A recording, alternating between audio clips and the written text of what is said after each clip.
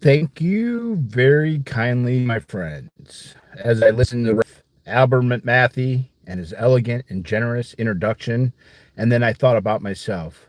I wondered who he was talking about. It's always good to have your closest friend and associate to say something good about you. And Ralph Abernathy is the best friend that I have in the world. On to you tonight, in spite of the storm warning, you reveal that you determined to go on anyhow. Something is happening in Memphis. Something is happening in our world.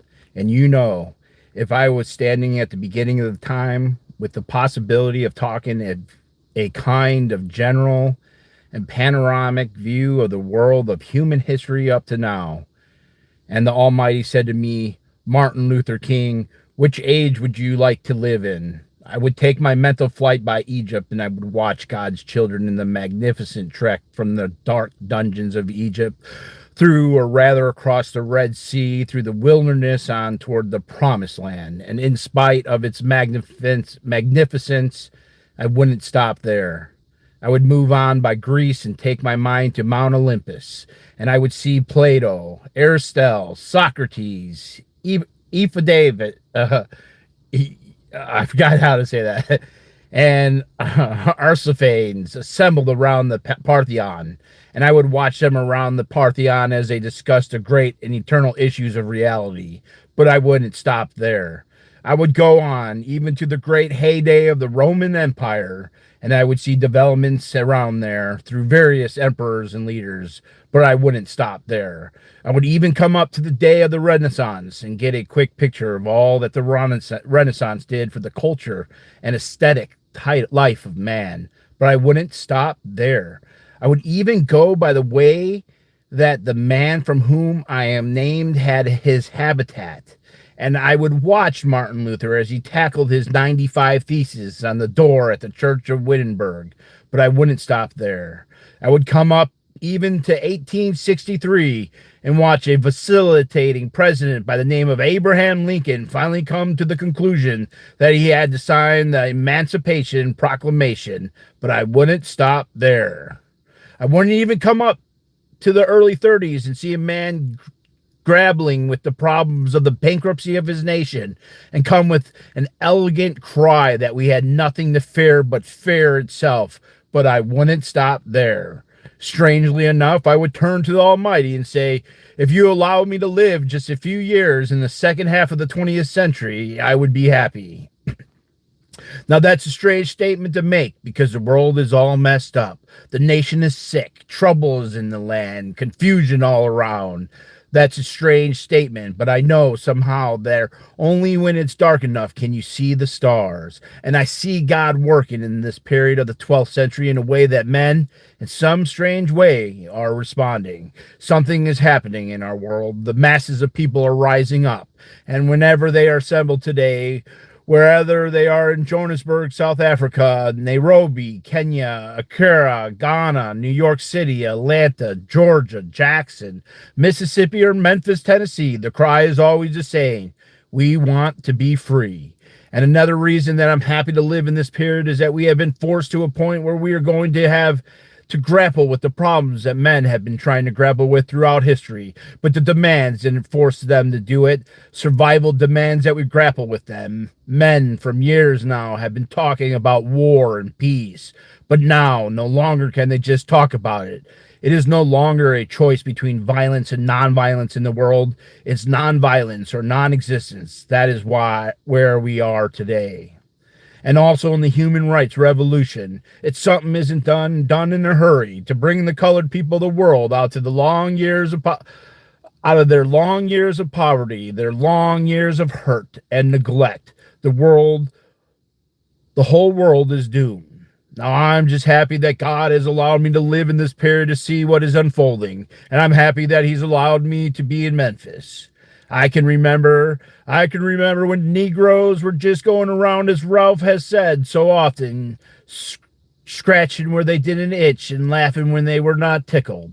But the day is all over. We mean business now, and we are determined to gain our rightful place in God's world. And that's all the whole thing is about. We aren't engaged in a negative protests and in any negative arguments with anybody. We are saying that we are determined to be men. We are determined to be people. We are saying that we are God's children, and that we are God's children. We don't have to live like we are forced to live. Now, what does all this mean in this great period of history? It means that we've got to stay together. We've got to stay together and maintain unity. You know, when Pharaoh wanted to prolong the period of slavery in Egypt, he had a favorite formula for doing it. What was that? He kept the slaves fighting among themselves. But whenever the slaves get together, something happens in Pharaoh's court, and he cannot hold the slaves in slavery. And when the slaves get together, that's the beginning of getting out of slavery. Now let us maintain unity. Secondly, let us keep the issues where they are. The issue is injustice. The issue is the refusal of Memphis to be fair and honest in its dealings with the public servants, who happen to be sanitation workers. Now, we've got to keep attention on that. That's always the problem with the little violence. There's always a problem with the little violence. You know what happened the other day, and the press dealt only with the window breaking. I read the articles. They were seldom got around to mentioning the fact that 1,300 sanitation workers are on strike, and the Memphis is not being fair to them, and the Mayor Loeb is in dire need of a doctor. That didn't get around to that. Now we're going to march again, and we're going to march again in order to put the issue where it's supposed to be and force everybody to see that there's 1,300 of God's children here suffering, sometimes going hungry, going through dark and dreary nights, wondering how this little thing is going to come out. That's the issue. And we've got to say to the nation, we know how it's coming out, for the people get caught up with that which is right, and they are willing to sacrifice for it. There is no stopping point short of victory.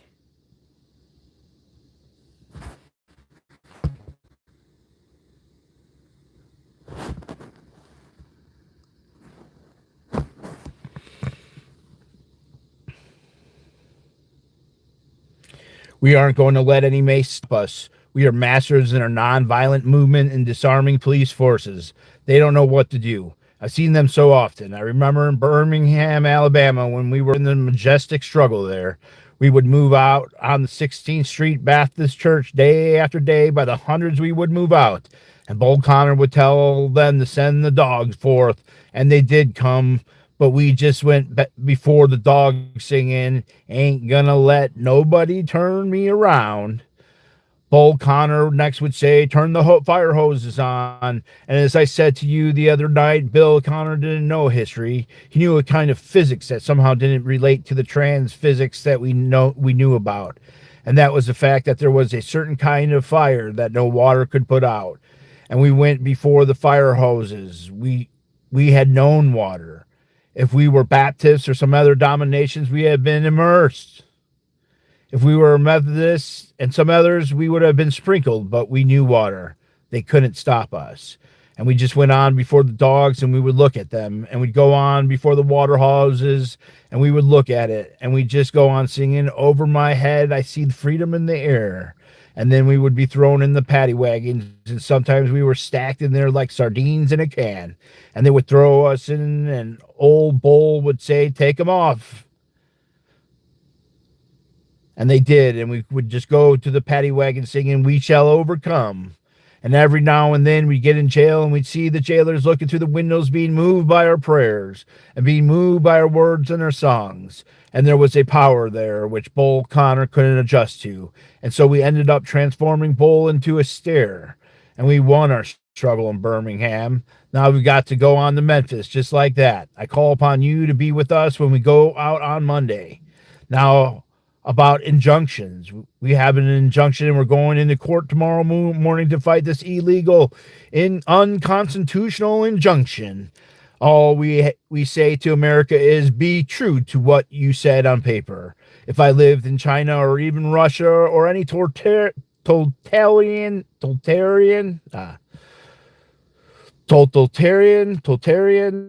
country, maybe I could understand some of these illegal injunctions. Maybe I could understand the denial of certain basic First Amendment privileges because they hadn't committed themselves to that over there. But somewhere I read on the freedom of assembly, somewhere I read of the freedom of speech, somewhere I read of the freedom of press, somewhere I read that the greatness of America is the right of the protests to protest for right. And so just as I say, we aren't going to let dogs and water hoses turn us around. We aren't going to let any injunction turn us around. We are going on. We need all of you. And you know what's beautiful to me is to see all those ministers of the gospel. It's a marvelous picture. Who is it that is supposed to articulate the longings and aspirations of the people more than the preacher? Somehow the preacher must have a kind of fire shut off in his bones. And whenever injustice is around, he tell it. Somehow the preacher must be an Amos, a saint. Injustice is around, he tell it. When God speaks, who can put prophecy? Wait, when God speaks, who can but prosperize? Again, with Amos, just let justice roll down like waters and righteousness like a mighty stream. Somehow the preacher must say with Jesus, the Spirit of the Lord is upon me because he hath anointed me, and he's anointed me to deal with the problems of the poor. And I want to commend the preachers under the leadership of these noble men. James Lawson, one who has been in the struggle for many years. He's been in jail for struggling. He's been kicked out of Vanderbilt University for the struggle. But he's still going on fighting for the rights of his people. Reverend Ralph Jackson, Billy Kyles. I could just go right on down the list, but time will not permit. But I want to thank all of them. I want you to thank them because so often preachers aren't concerned about anything but themselves, and I'm always happy to see a relevant ministry. It's all right to talk about long white robes over yonder and all of the symbolism, but ultimately people want some suits and dresses and shoes to wear down here. It's all right to talk about streets flowing with milk and honey. But God has commanded us to be concerned about the slums down here and his children who can't eat their 3 square meals a day. It's all right to talk about the new Jerusalem, but one day God's preacher must talk about the New York, the new Atlanta, the new Philadelphia, the new Los Angeles, the new Memphis, Tennessee. That is what we have to do. Now, the other thing we have to do is this. Always anchor our external direction action with the power of economic withdrawal. Now we are poor people. Individually, we are poor when you compare us with the white society in America. We are poor. Never stop and forget that collectively. That means all of us together. Collectively, we are richer than all the nations in the world, with the exception of 9. Did you ever think about that? After you leave the United States, Soviet Russia, Great Britain, West Germany, France, and I could name the others, the American Negro collectively is richer than most nations of the world. We have an annual income of more than $30 billion a year, which is more than all the exports of the United States and more than the national budget of Canada. Did you know that? The power's right there. If we know how to pool it, we don't have to argue with anybody. We don't have to curse and go around acting bad with our words. We don't need any bricks and bottles. We don't need any Molotov cocktails. We just need to go around to these stores and to these massive industries in our countries and say, God sent us by here to say to you that you're not treating his children right. And we've come by here to ask you to make the first item on your agenda fair treatment, where God's children are concerned. Now, if you were not prepared to do that, we do have an agenda that we must follow, and our agenda calls for withdrawing economic support from you.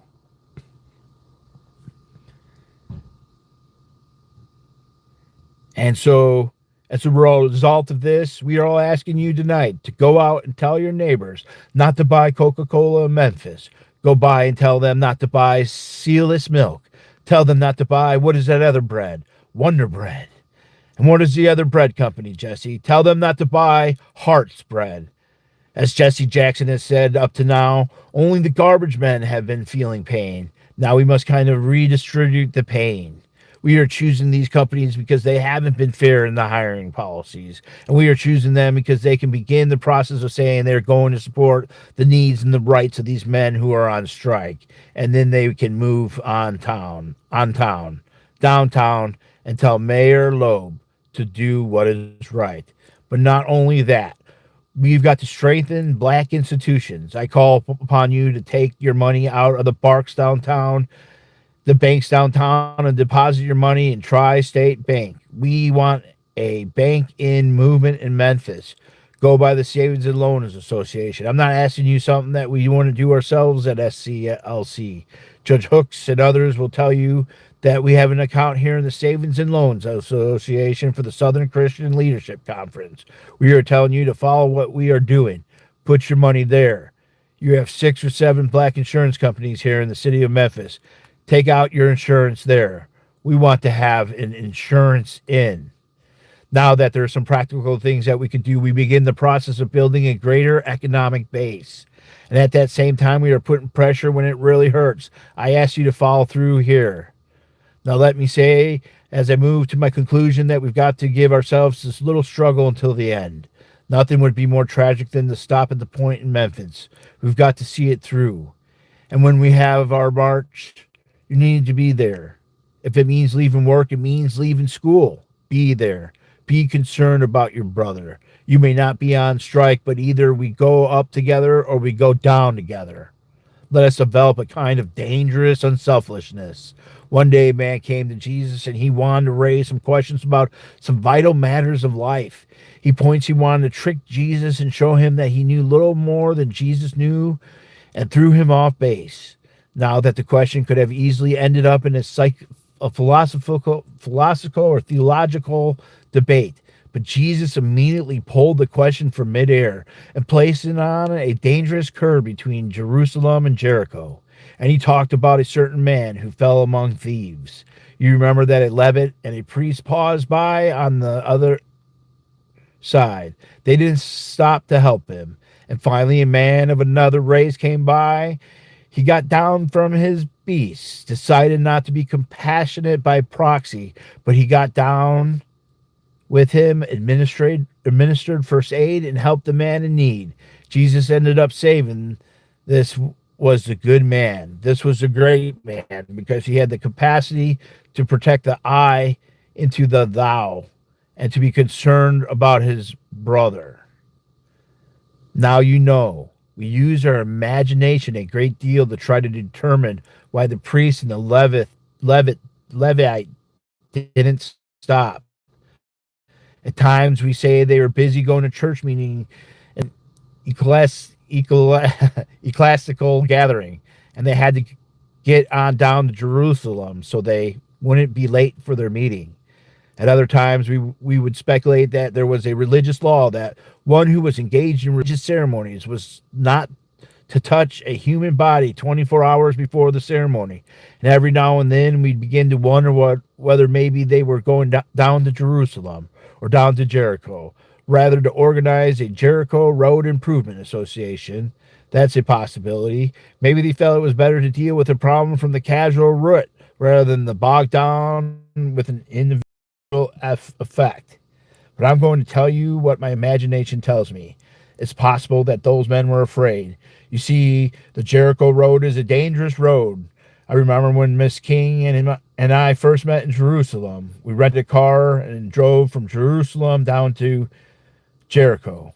As soon as we got on the road, I said to my wife, I could see why Jesus used this as a setting for his parable. It's a winding, meandering road. It's really conducive for ambushing. You start out in Jerusalem, which is about 1,200 miles, or rather 1,200 feet above sea level. And by the time you get down to Jericho, 15 or 20 minutes later, you're about 22,000 feet below sea level. That's a dangerous road in the days of Jesus. It came to be known as the Bloody Pass. And you know, it's possible that the priest and the Levite looked over the man on the ground and wondered if the robbers were still around. Or is it possible that they felt the man on the ground was merely faking, and he was acting like he had been robbed and hurt in order to seize them over there, lure them from quick and easy seizure? And so the first question that the priest asked, the first question that the Levite asked was, if I stop to help this man, what will happen to me? But then the Good Samaritan came by and he reversed the question. If you do not stop to help this man, what will happen to him? That's the question before you tonight.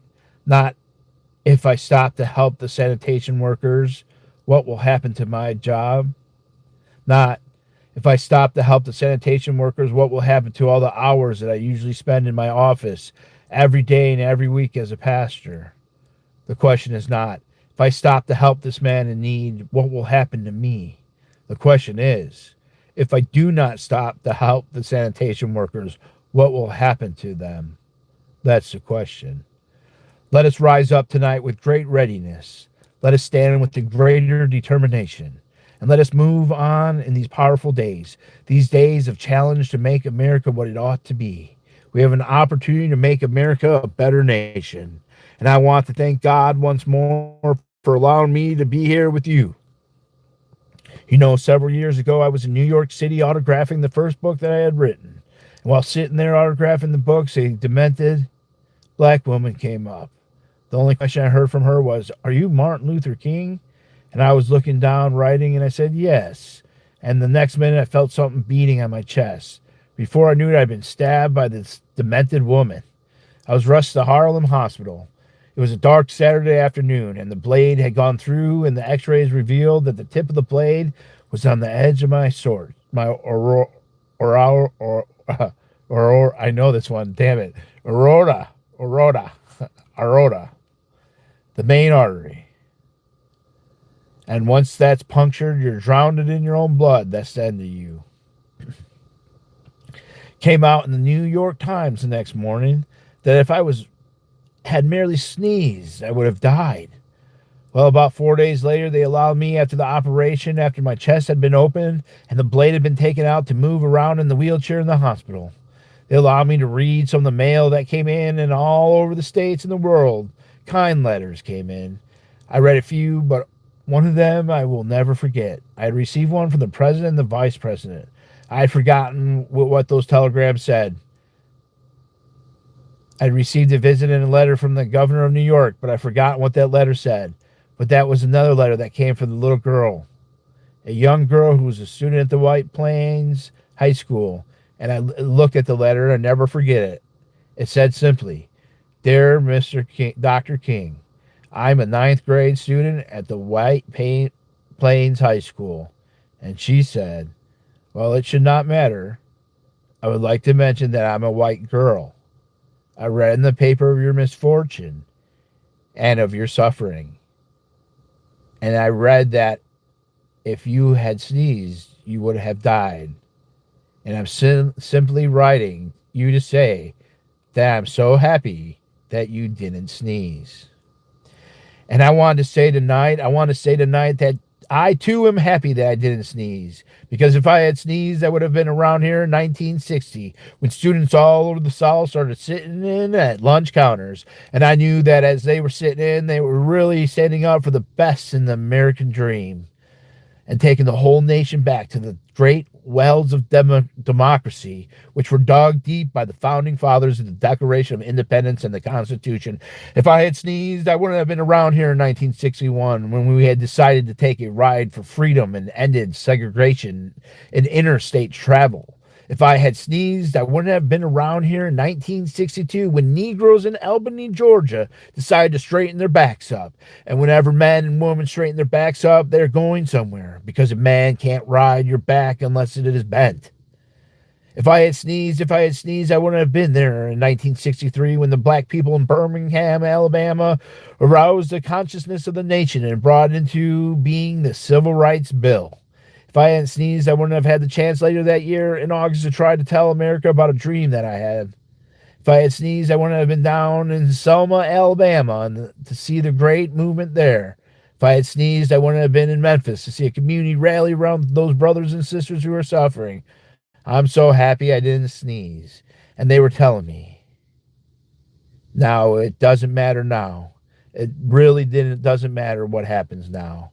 I left Atlanta this morning and we got started on the plane. There were 6 of us. The pilot said over the public address system, "We are sorry for the delay. But we have Dr. Martin Luther King on the plane, and to be sure that all the bags were checked, and to be sure that nothing would be wrong with on the plane, we had to check out everything carefully, and we had that plane protected and guarded all night. And then I got into Memphis, and some began to say the threats and talk about the threats that were out. What would happen to me from some of the sick white brothers? Well, I don't know what will happen now. We've got some difficult days ahead, but it really doesn't matter with me now because I've been to the mountaintop and I don't mind. Like anybody, I would like to live a long life. Longevity has its place, but I'm not concerned about that now. I just want to do God's will, and He allowed me to go up to the mountain. And I've looked over, and I've seen the promised land. I may not get there with you, but I want you to know tonight that we, as a people, will get to the promised land. And I'm so happy tonight. I'm not worried about anything. I'm not fearing any man. Mine eyes have seen the glory of the coming of the Lord.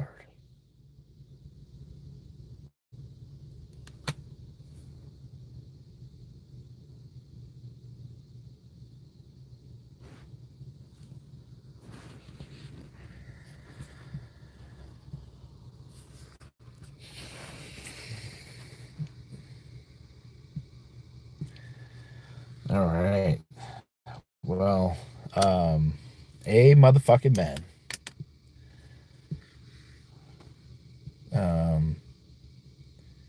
I just read somewhere that Hunter S. Thompson had once, I don't know if it was like a Facebook meme or what, they had once written the poetry of Shakespeare, and not sure who the other person was, but he wrote it through his typewriter. He wanted to feel the rhythm of the artist.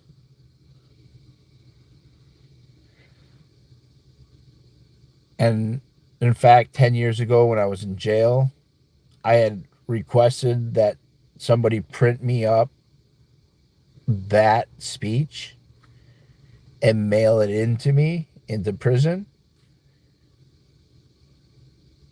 And so I would read it out loud in the little walking room, whatever. It was a triangle, this little triangle, this concrete triangle, and I would just try to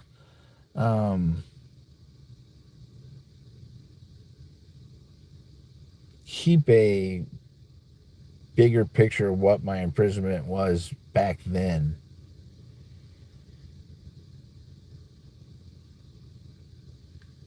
And I read Malcolm X's biography in jail. And that was and the OG across the way, he read the other Malcolm X biography. So me and him would talk about some of the different things with, did I say Michael Jackson? With Malcolm X. Then I read Harriet Tubman's biography and thoroughly enjoyed that. Talk about a brave fucking woman.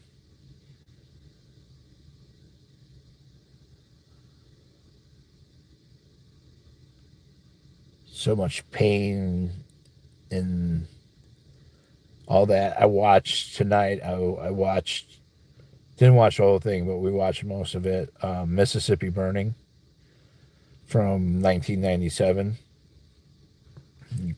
Great fucking movie. Gene Hackman. There was 3 students. One of them a black guy. I think one was a Jewish. They were like student activists. And they go down to Mississippi. Mississippi is such a different world. Um, it's poor and it's still poor. And you go down there and it's like, it's wild. It's just like the movies. Like, uh, yeah, it's just, yeah, some of those towns, it's so fascinating just to drive through towns in Mississippi. Um, Memphis is cool. I've been to Memphis a few times. We did the Amazon building just south of Memphis, not Tennessee, but it was at Memphis, Georgia, I think. I think that's Georgia. And like it sits on the border there. Stayed in that pyramid, the Bass Pro Shop pyramid when I was working at the Amazon thing.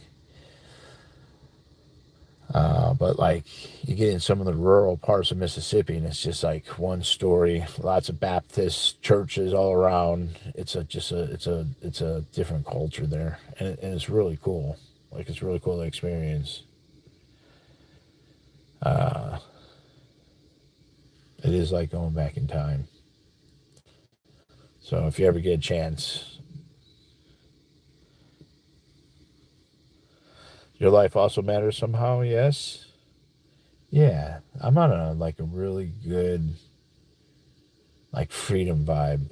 I worked on my timeline and I got into the quadruple A's.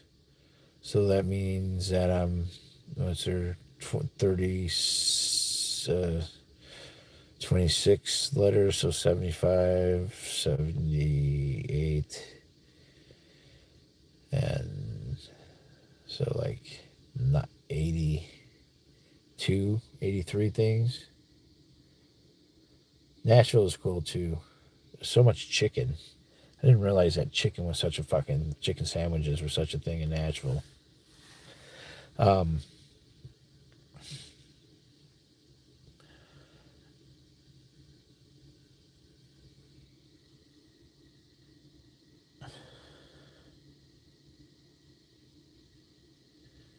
they aren't really. No, I waited in some lines for some chicken sandwiches. No, the chicken sandwiches in Nashville, there were a couple, I don't know. I like some of yeah, we went to a couple different hot chicken places. Hot chicken sandwiches. Um,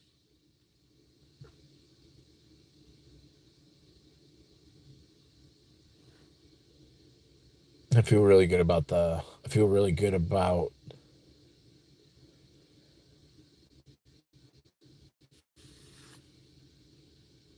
all of it put together.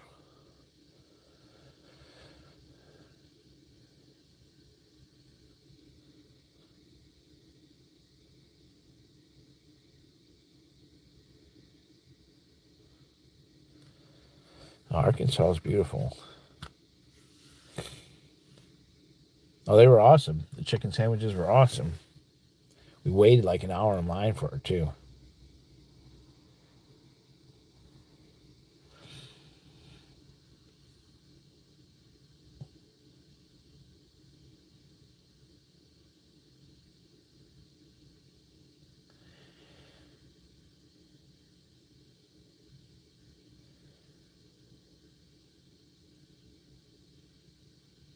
Yeah, it's that constant battle every day.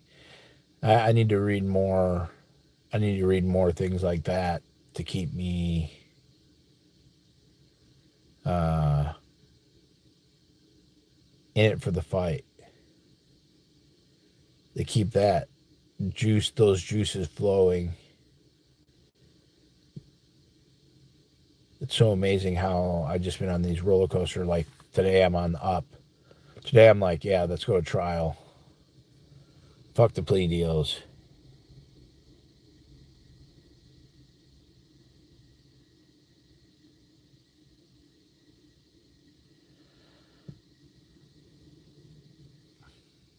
No, I've been getting some really good emails.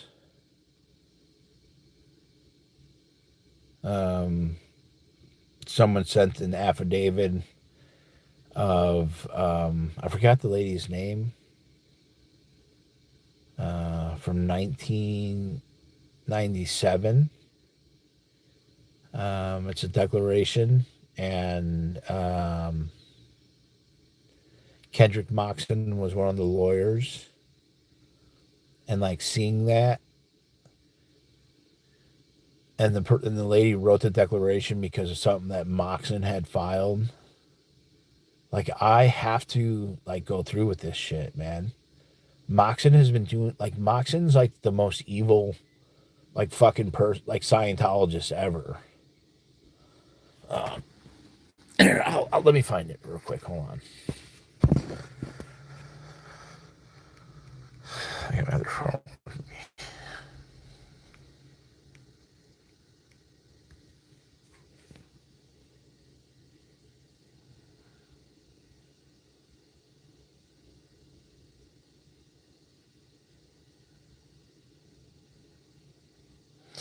Hannah Whitfield.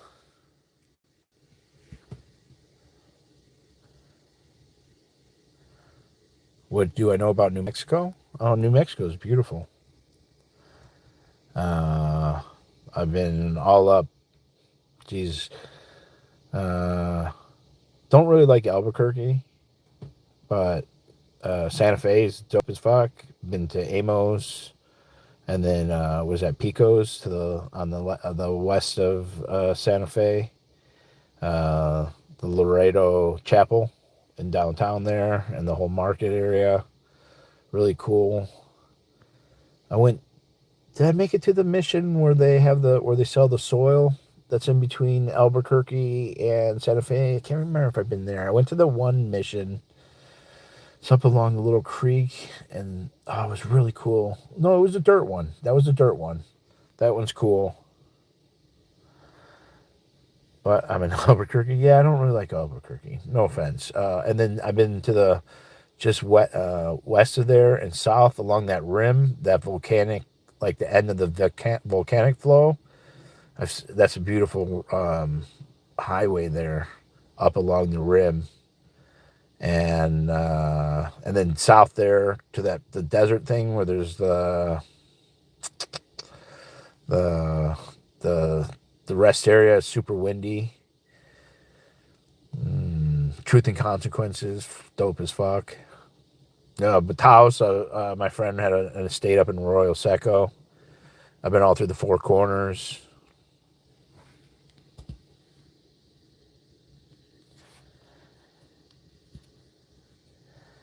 Hannah has been helping escape since the 80s. Yeah, I don't know. There was like, I don't know. No offense to Albuquerque. I'm sorry to be talking shit about your town. I just didn't personally like.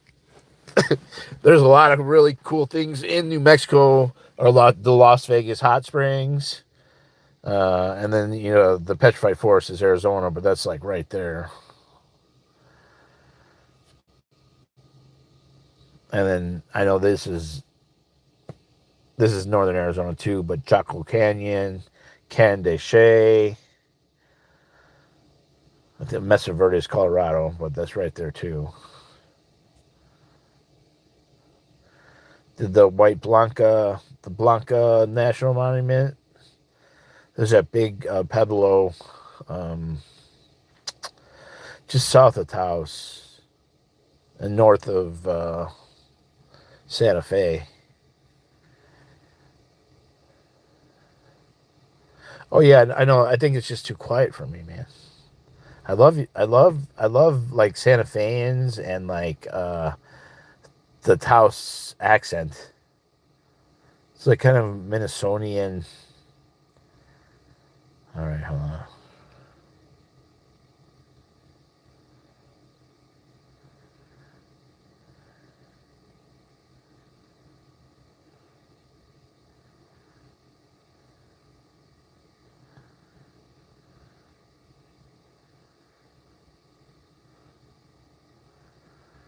Okay. Thank you, Bosen. Shemail? Right, hold on. Yeah, hold on. I got distracted. Sorry. Yeah, I was in Arroyo Seco. His house is like really, really rich and really poor.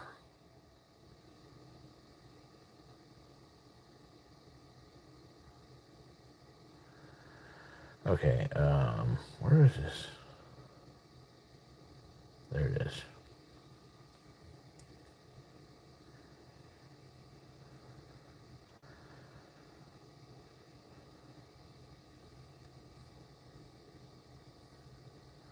The server's not available.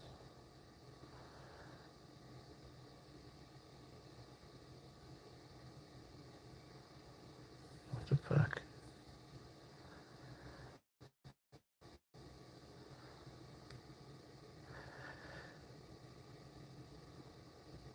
This is an HO policy letter, a Hubbard Communications from St. Hill Manor, February 19th, 1966.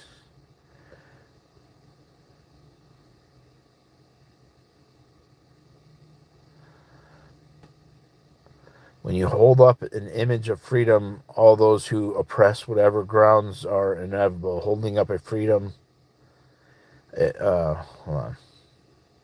Why is this thing not? It says.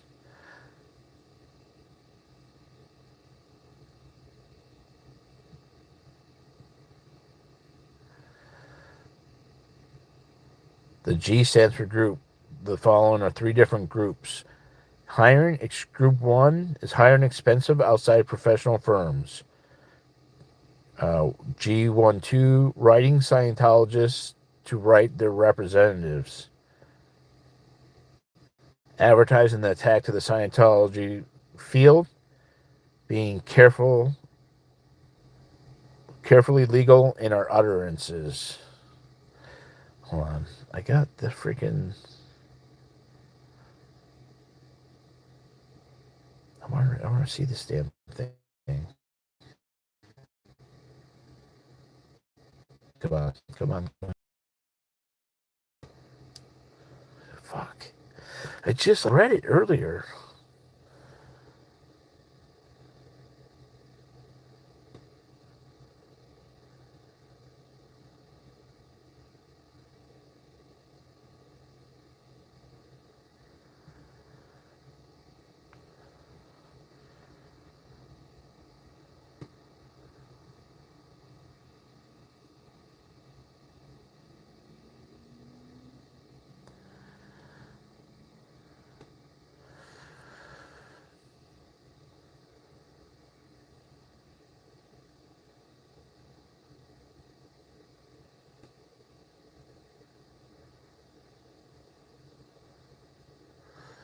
Oh, these are actually kind of cool, too.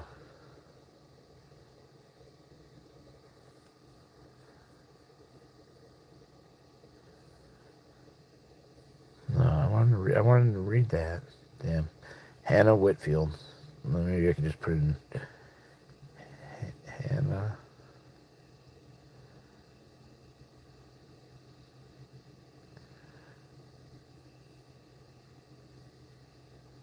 Whitfield.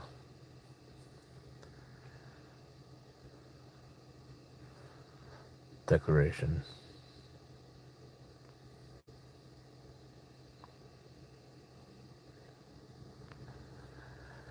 Affidavit there it is.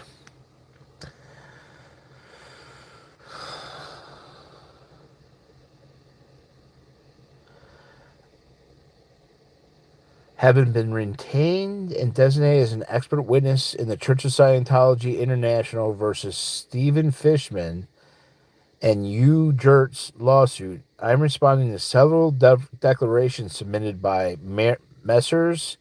Lubbock, Moxon, Bowles, Miscavige, and Midoff. I believe she was in the CMO.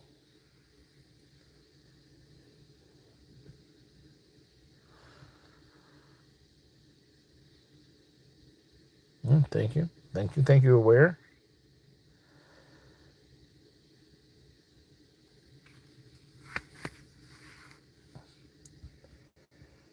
Let's see. She joined Hubbard C Project in Las Palmas, Canary Islands. She served on 2 of Hubbard's ships on the Avon River, later renamed the Athena, and on the Royal Scotsman, later renamed the Apollo. I held positions including the ship's captain, deputy captain, commodore, staff aide, deputy commodore for the United States, and was immediately subordinate to Hubbard for most of this time. All right, here it is. Hubbard once spoke about his strategies for handling his enemies. The best way was to literally drive them crazy, to use all one's resources to find their weakness and hit them hardest where it hurt the most. He said that there were few men in the history who mastered the techniques to do so successfully. He intimidated. He he intimidated. He was one.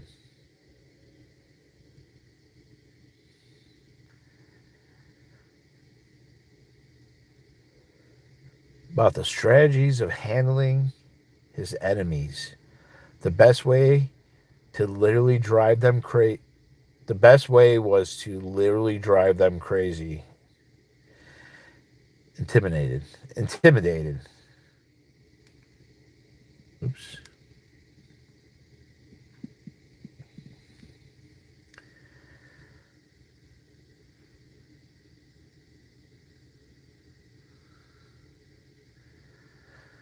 In 1975, Hubbard moved his organization ashore to Clearwater, Florida.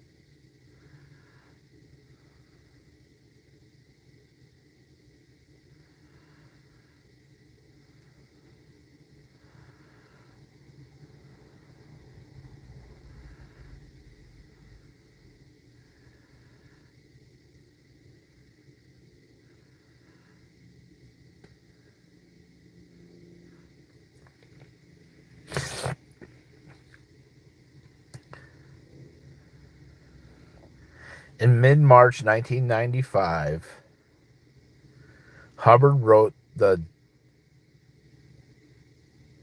Dissemination of Material, attached hereto is Exhibit 10, which states, the purpose of the suit is to harass and discourage rather than to win. The law can be used very easily to harass, and enough harassment on somebody who is simply on the thin edge anyway will generally be sufficient to cause his professional decease. If possible, of course, ruin him utterly.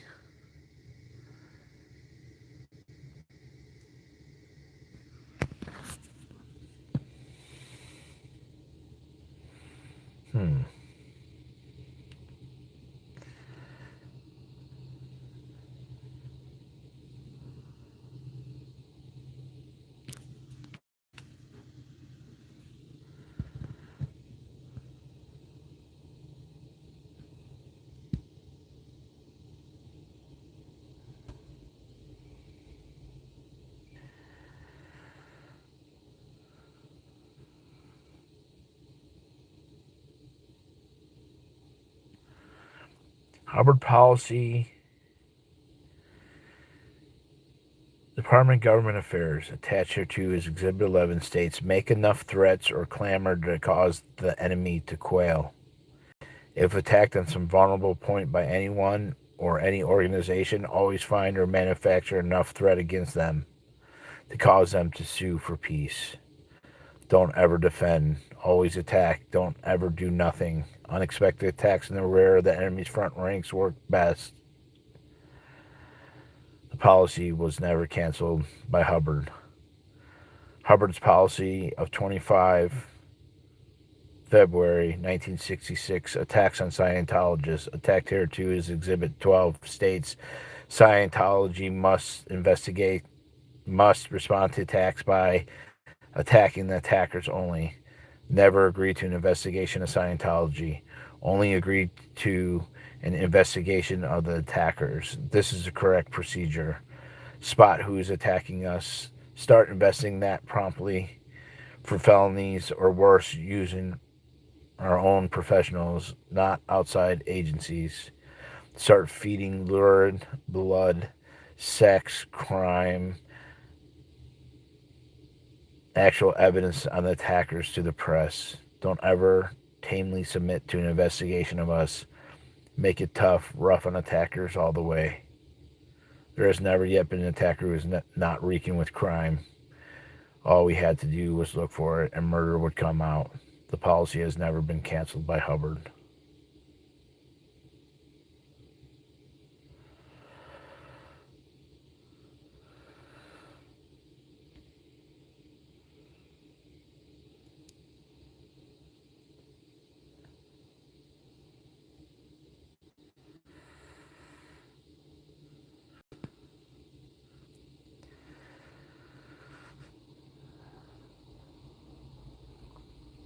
You know, I have to be,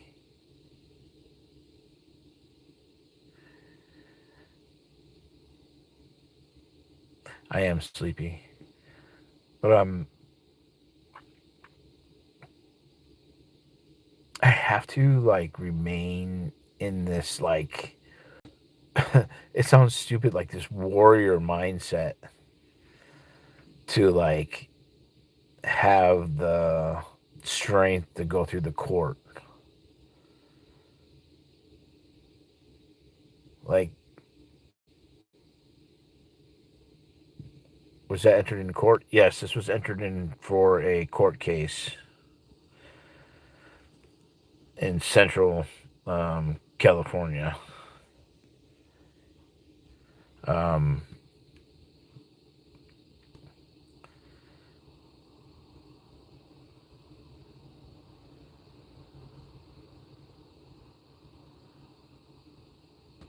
I'm so glad I didn't rush this court case.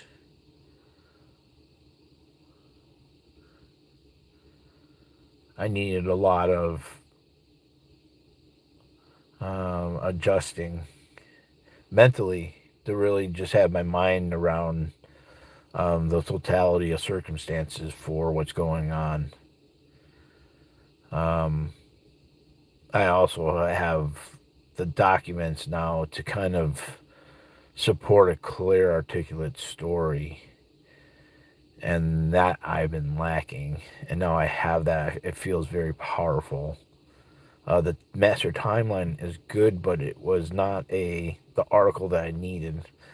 This breakdown of every incident is what I needed, as well as a separate breakdown of the swattings, because they're one and the same, but they're different. No matter what happens, if I win the court cases, it's going to be great. If I go to jail, I'm going to write a book about how I was fair gamed. And to see the policies, read the policies, you know, and this person keeps sending them.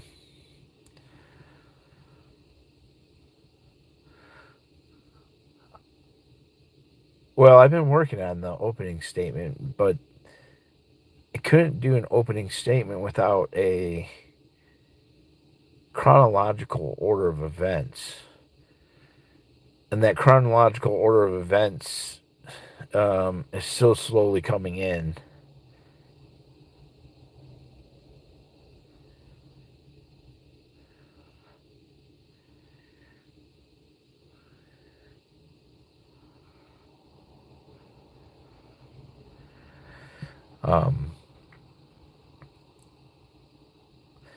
So now I have all the incidents. Here, I'll fucking, you know what? That was what I intended to do. And then I was like, it's Martin Luther King's Day. But I'm not talking. I'm not just, let's back on the fucking light, because I am tired, but I think I want this to be.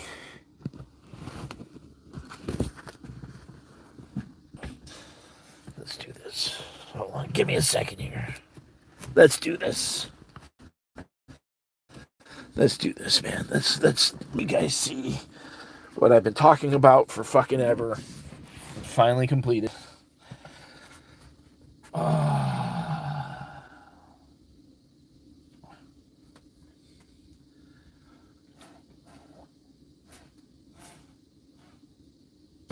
yes, that tastes so good. Water.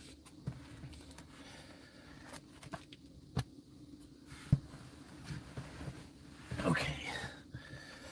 Let me get a shirt on so I'm not like a fucking weirdo. A salmon. I love fucking salmon colored shirts. I don't know why.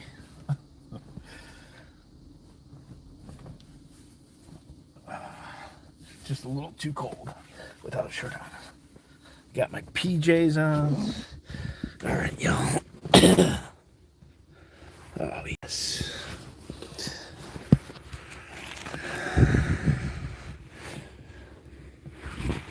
Thank you for making me this quilt. I absolutely love it. I love that someone made a quilt. Me a fucking quilt. Badass is it, dude? There's dream catchers in it too. Isn't that badass? And New Mexico. Someone quilted me a quilt. Okay.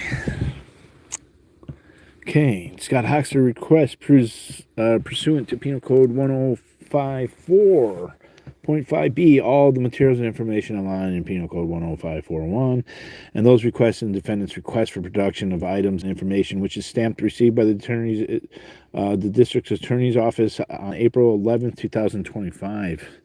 The discovery tendered over by opposing counsel pursuant to Penal Code 10545 did not include the following. This is not even completed. This is just my first print, so that I could actually have something in writing. So there's actually, I'm going to plug in from my original discovery tendered over the things that are pursuant to this. And so this is what I'm requesting for. I'm requesting the following items of every incident or DR number. These items were initially requested in the original discovery request generally. Body cam, dash cam, need DR number, need incident number, name of the police officers on scene, need the PPA, need the arrest report, call to the service and any additional calls to service listed, need the CAD call, the CAD recall, outcome of the case, and the mailing for the victim. I gotta write that a little different, but it's almost there. On December 4th, 2023, there was a PPA refusal for PC-242 battery. Victim William Good, suspect Alberto Godin. Officer White, Brian White, 38074. William Good is a fact witness for count 1, February 16th. December 4th, PPA arrest for a woman dancing in the streets and brushing a security guard. Erica Mesito is a fact witness for count 1, February 16th, 2024. Like, all these people are witnesses. Like, this all ties all the different people together, right? And so I got all the different officers there. Abel Camacho, Mizrain Guzman, Emmanuel Petita, Michael Armarmas, Nicholas McLoth, Ricardo Salazar, Erica Faith Amitria. Erica is the one who took Jordan's battery report. Edward Sanchez. And then January 5th, a battery occurred and Brian Borland was arrested for spitting at Scientology testing center. Victim was William Good. William Good is a fact witness for 2/16/24 count 1. Call to service at 2148 672 4 Hollywood Boulevard for a 245 ADW. Unit 6863 was dispatched. On January 14th, 2024, Josiah was detained at Scientology Testing Center for a gun. Josiah is a fact witness for count 1. The following calls of service occurred that day. Got all the calls of service that day. One is a man with a gun, and then there's actually two possible guns. Group possible gun at 2214, and then at 1927, man with a gun, unit 63.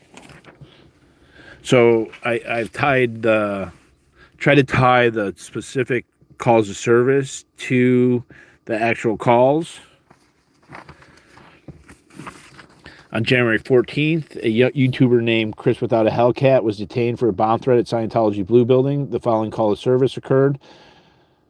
Chris Without a Hellcat is a fact witness for count 1. Call of service, bomb, unit 11ZL2. On January 16th, Josiah Adler was detained and cuffed for having a gun. Scientology later uses a gun call to get a stay-away order for Josiah for Scientology Blue Building and Scientology Testing Center. Josiah is a fact witness for count 1. And there was a man with gun possible. There's a 422 criminal threats. I believe that day. Okay, actually, I'm looking at this right now. I'm just figuring this out. That is Patrick Perry's phone call. 4810 Sunset. That's Patrick Perry's for Josiah's felony arrest. So that's L62. I'm gonna have to come back to. I'll have to come back to that and put together. Because 422, yeah, that's the only 422. I don't think there's many 422 in the CAD calls. Oh, well, possible. Yeah, so this is the air. So this was at 15, 17, 20, 18, 20 an hour later, and then 1800. And so this is a 245. That's assault with a deadly weapon. Possible suspect. They had the air unit out for that one. So that's a big day for calls.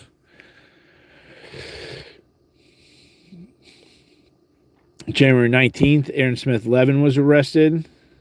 Patrick Perry strikes Aaron Smith Levin in the head with a cane and releases his dog on them. Patrick Perry was found with 5 knives on his person. You know what I'm missing here? I'm glad I'm reading this. If you guys see anything I'm missing, email me. I'm missing the 2 situations. I'm missing the time where Patrick Perry pulls out the baton. And I'm also missing the time when Patrick Perry was behind the testing center. I need to get those 2 together.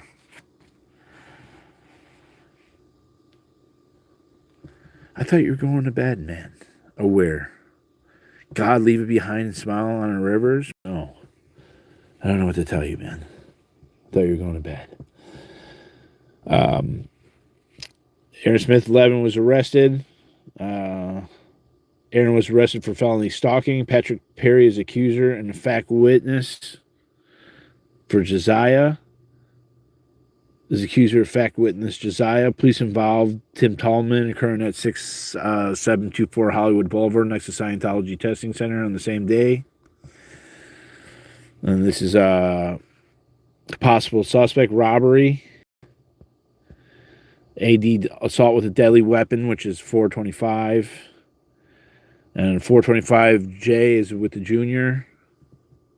Handled by Unit A112. Okay. January 19th, 2024, Patrick Perry arrested. That's the same day.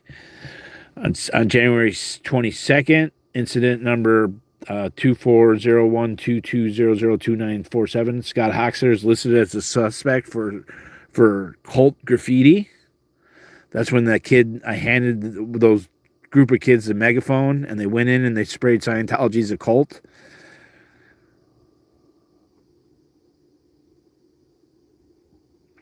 Therein lies what the issue is going to be, Trisha. We're going to see. I'm going to make it's the 14th Amendment. All right. The 14th Amendment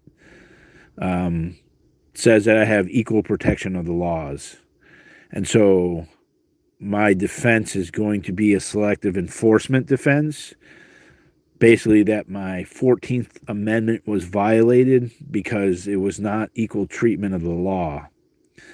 So that's why I have these fact witness statements in this, because, one, I should be able to get anything that has to do with me, with Scientology, being the victim, okay?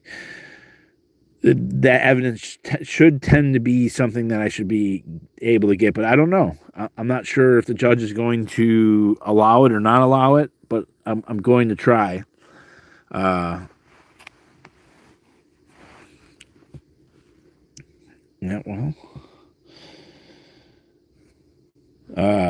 January 26th, Scottie-hochstetter was alleged to fly a drone in the windows of Scientology.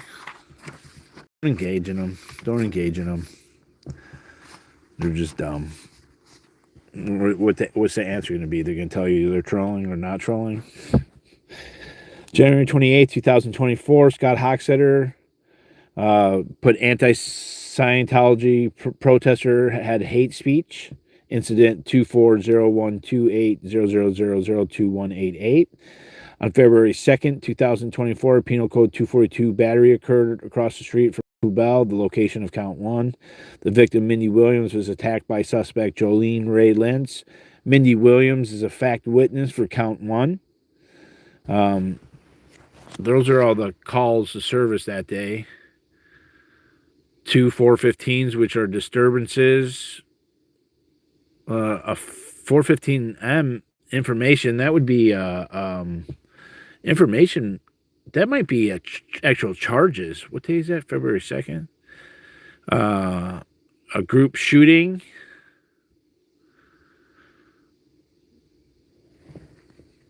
February 4th, 2024, Chris Nava, a.k.a. Confident Chris, was attacked near Scientology Blue Building, had his phone stolen, and lost a tooth.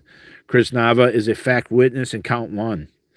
On February 7th, 2024, in police incident 2402070024991, Scottie-hochstetter was accused of evasion of privacy by flying his drone on the road. On February 9th, 2024, Scottie-hochstetter was accused of the crime by Scientology security guards, incident 3132.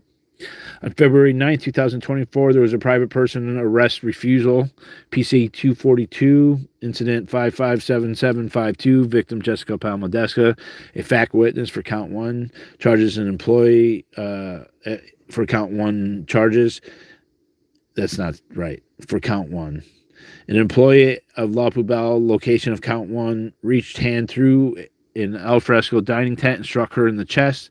LAPD called, arrived hours later, responded and refused to take PPA and tried to blame the victim for standing too close to the tent. Took 2.5 hours for the police to show up. 3 phone calls to dispatch. 1 call at 12:14 a.m., another at 12:47, and 1 at 1:14 a.m. Officers Paul Strauss, David Doyle, serial number 43969, which is a fact witness in count 1. Jamal Williams, Kyle James, Alexander Henry, all there.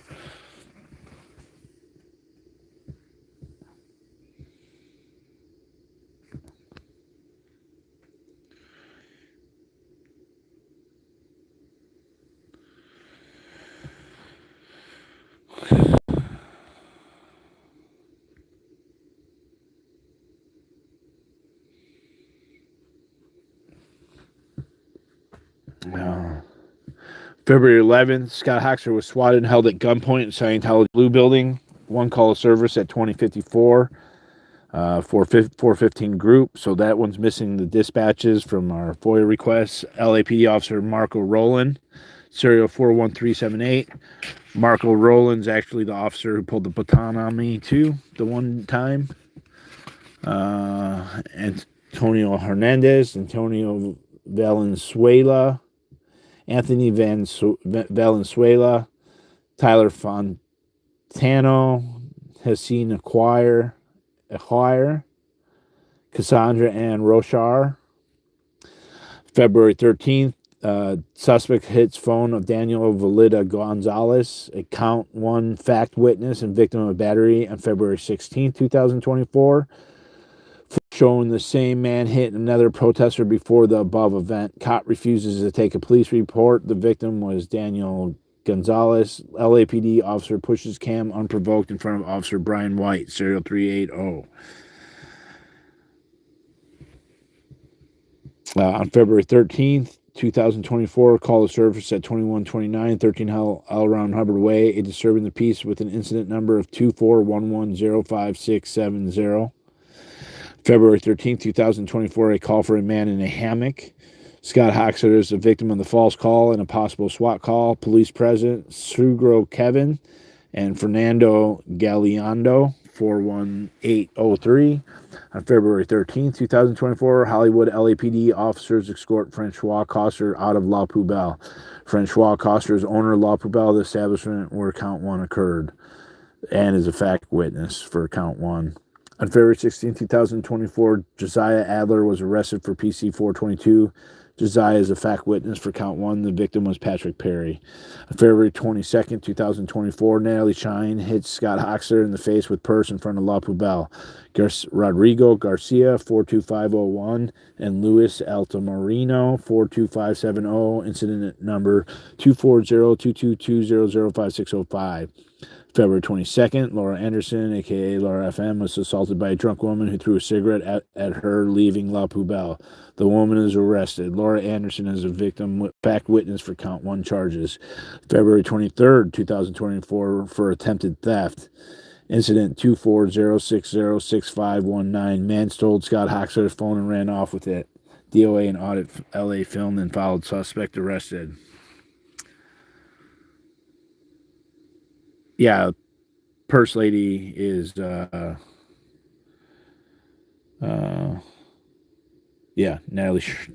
Shine.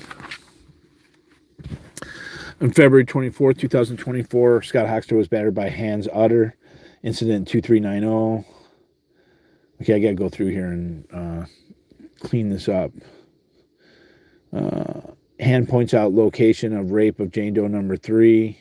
Winston Jones, 43452. Antonio Gomez, 38647. Mario Meneses, Douglas Hall, 36854. So this is interesting. Douglas Hall is LAPD officer doing follow-up investigation in count one. So here he is, not going and arresting him or anything for hands hitting my phone. On February 24th, William Good had a cigarette thrown at him at the Scientology Blue Building. LAPD responded, no arrest, no PPA, no CAD call. William Good is a fact witness for count one. On March 4th, 2024, incident number 385, officers Tyler Ashley, 44522, and LAPD officer serial 45374, unit 1152. Scott-Hochstetter was alleged suspect. On March 8th, with DR number of 240600705, Scott-Hochstetter is accused of maliciously disturbing a religion. On March 9, 2024, with DR number 240600706, Scott-Hochstetter was accused of maliciously disturbing a religion, La Poubelle Celebrity Center. On March 9, 2024, there was a swatting of Scott-Hochstetter by Northeast Division at Fountain and L. Ron Hubbard Way, where he was held at gunpoint with handguns pointed at his head. On March 9, 2024, Scott-Hochstetter was a victim of battery. LAPD officer Hector Olivia, serial number 33064, matching CAD call at 2159. D.o.A. pushed into the street. Incident number 2405250035884. On March 9, 2024, Daniel Gonzalez was arrested on a PPA by Philip Campos at the Scientology Blue Building on Fountain Avenue. Rosando Gomez, serial number 30660, Patricia Bertit, or 336924. That's too many. There's only 5. That one's wrong. And Juan Rincon, 38814. On March 9th, so like March 9th had, I was arrested. That's one of my, March 9th is one of my charges, misdemeanor charges. I was swatted. I was battered at La Poubelle. I was swatted at the Blue Building, battered at La Poubelle. Danny was arrested at the Blue Building. And Sergio was attacked. Detective Ludo, a feint and search warrant for count 1, refuses PPA and refuses to take crime report unless Sergio leaves the incident scene, public sidewalk lighted in front of a restaurant, and walk to an unlit parking lot with 6 LAPD by himself on private property. On March 9th, William Good, fact witness in count 1, had his nose broken. Suspect Dylan Lay. Location was La Poubelle. Suspects Dylan Lay and Jesse Sobel.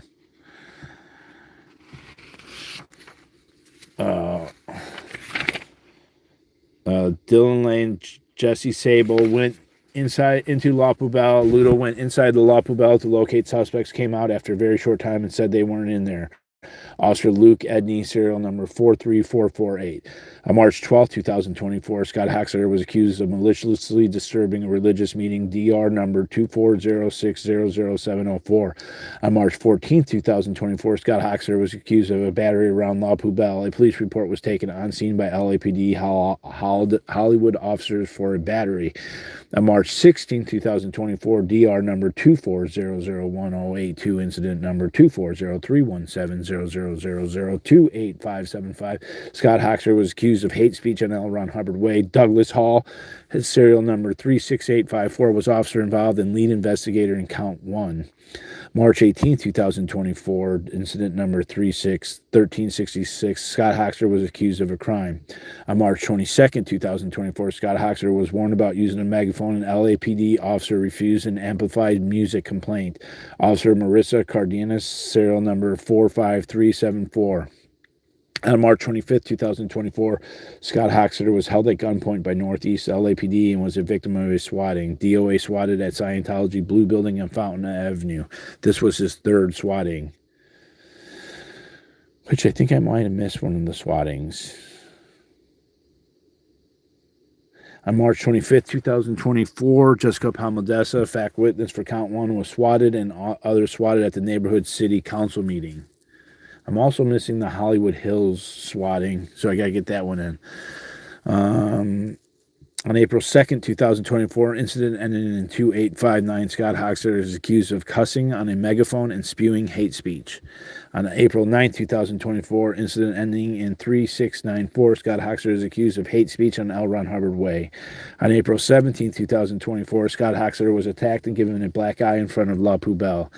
Incident number 240417000005242, DR number 240054563. The suspect is Cage Grisman, Unit 6 at 32. LAPD Unit 632 W7 with LAPD officers Anthony Borges, serial number 45314, and Kevin Olive, serial number 44163. On April 19, 2024, Scott-hochstetter is accused of hate speech and use of a megaphone. Incident number 24041900371 at 1902-5907 Franklin Avenue, 415 male, Unit 6L40. Okay, and there's a 415, a 242, and a man with a gun on that day. On April 19th, 2024, Scott-hochstetter was swatted in front of 4812 Fountain Avenue next to the Blue Building, the Blue Scientology Building. LAPD officer Mike Chavez, serial number 44357, was involved. The following calls of service occurred. Code 0, suspect now, unit Air 16th. Okay, on April 19th, 2024, Scott-hochstetter was swatted by LPD Central Division in downtown LA in the Art District Art Share. On April 20th, 2024, RMS 2400593, Scott-hochstetter is accused of theft. On April 25th, 2024, DR number 2400180, Officer Gomez creates crime report on Scott-hochstetter. On May 5th, 2024, Scott-hochstetter is accused of using a megaphone with hate speech and was arrested on a PPA. DR number 241107931, incident number 2405050024440. On May 6, 2024, RMS number 240090034, incident number 2405060. 003859. Scott-hochstetter is accused of disturbing a religious gathering, 302 PC. Okay, so do I want to really do this all right now? I'll go for a little longer. I'm gonna get into like double J. I got quadruple A, so now I'm at triple A. Another incident on May 6, 2024, Northeast Division called for Scottie-hochstetter illegal parking on the street to set up a barbecue to feed the homeless. LAPD arrived to Scientology security for a PPA arrived to police station. On May 17, 2024, anti-Scientology protester Denver J. was arrested, had his eye scratched on Fountain and L. Ron Hubbard Way for disturbing a religious service. LAPD Officer Guerrero 41407. On May 10, 2024, Scottie-hochstetter was attacked by David Sanchez, head of Scientology drug program Strike Against Drugs, with 3 other gang members. These gang members knock over Scottie-hochstetter's grill of corn dogs and fries as homeless people wait for their food. Scottie-hochstetter has a panic attack and officers arrive and take report, but do not allow Mr. Hochstetter to do a private person's arrest. On May 13, 2024, anti-Scientology protester MD Media is issued a warning for hate speech chalk DR number 240100692 at 10:56 a.m. Incident number 1851 LAPD Officer LAI number 39641 CAD call 956 hate vandalism unit 11A 51. On May 25th, 2024, Scottie-hochstetter is arrested for PPA for 302 PC in front of La Poubelle. He attends mandated court appearance and arrest is not on docket. Robert Hall, serial number 30923, fact witness for count 1 is the investigator. Robert Rand, 37406. And Delta B Tri 44798 Unit 6 FB 34. Salvador Chavez shoves fact witness in count 1, Laura Anderson and Danny. Aldo Ruiz 44215 and Christian and Masia involved. I actually didn't realize that Rand was there.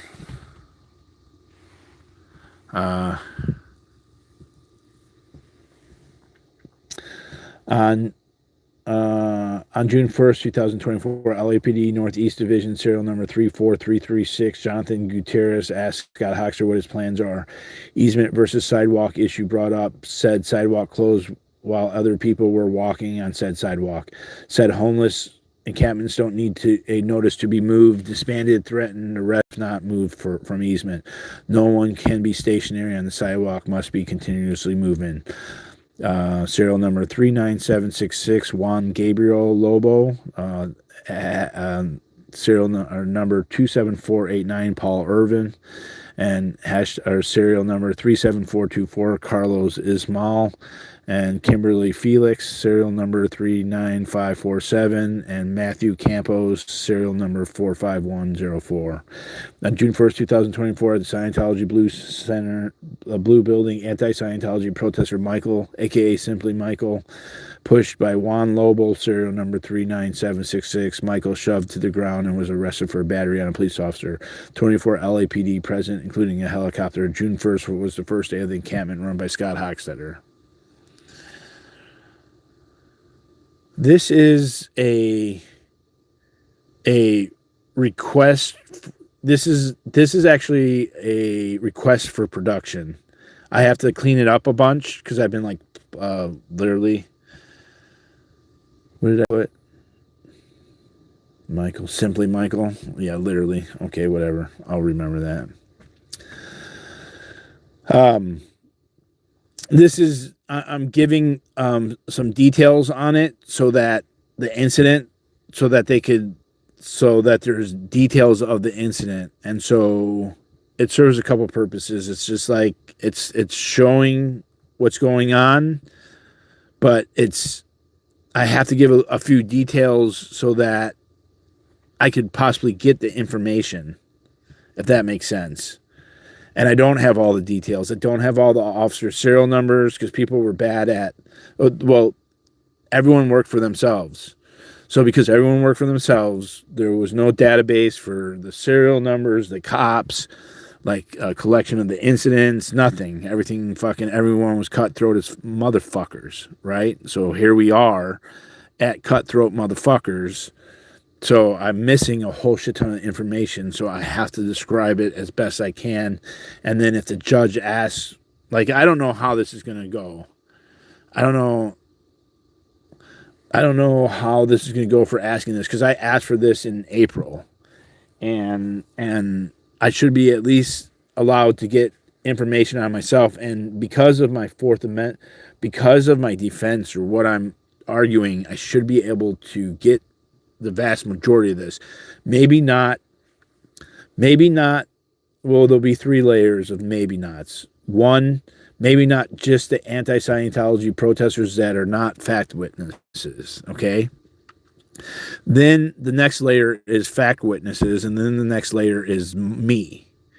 So there's a lot that's just me,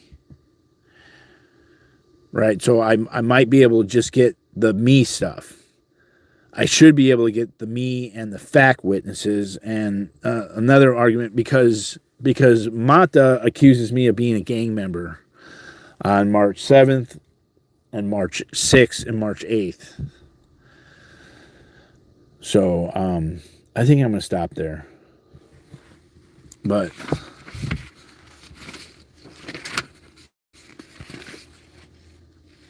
I'm at quadruple C.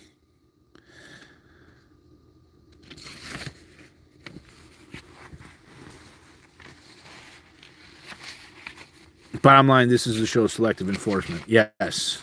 And it's a collection of things. It's also to get there's a lot of elements of the accusations. Well, it's also evidence to show the mind state, right? The state of mind.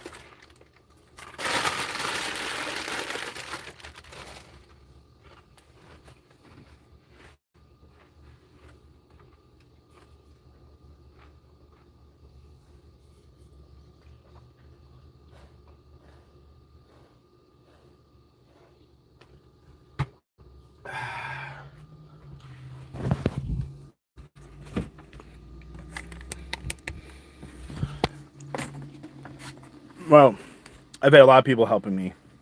I wish I could just take the credit and be like, oh yeah, it's all me. I have been working my ass off on it. I get anxious just reading that. Like, I most definitely have anxiety from that shit. I get it every time. I can only look at it for so long because it's so frustrating.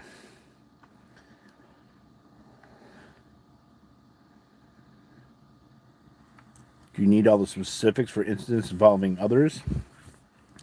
Well, that's why, like, I tried to, like, summarize it the best I can in each request. And I'm going to protest. I'm not protesting for... This is the protest. It's not very glamorous, and it's pretty boring. It's very boring. And I'm fighting that boringness. But this is, like, the side that, like, the data collection, getting data from the LAPD is hard as fuck. So thank God some of us were really good at asking for serial numbers and getting the officers to say it, because that's just painted together. That's just been able to help paint the picture. The meat and potatoes are protesting.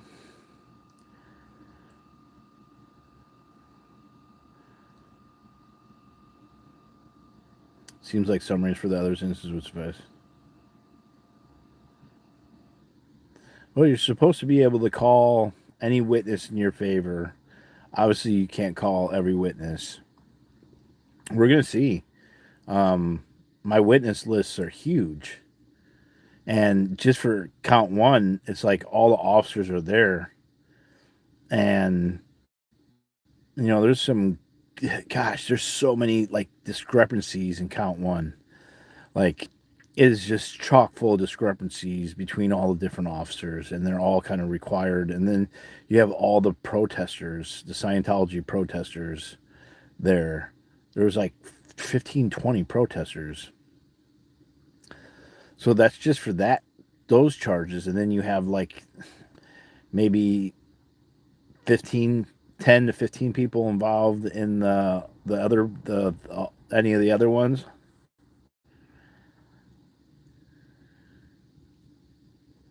Yeah. No, I mean, uh,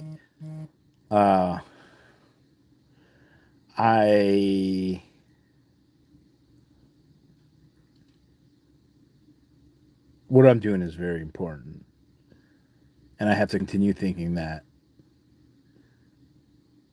And I have to keep pushing forward. Now that I have all the incidents together, now I just have to clean that up, fill in a couple missing spots, and yeah, need to fill in all those spots, like tweak it out a little bit, and then so I have the master timeline where you can see the emails, the CAD calls, the officers involved, the reports, all that is like the main artery. Then there's this swatting section, and I got a swatting timeline going. I have to add a few more videos. I don't have any of the Austin or Portland or Salt Lake City swatting, so if you know when those occurred or dates or times of any of those, well, and I like to show that I am not confident, and I think that's part of the lore of it is the story is growing that confidence and need that name.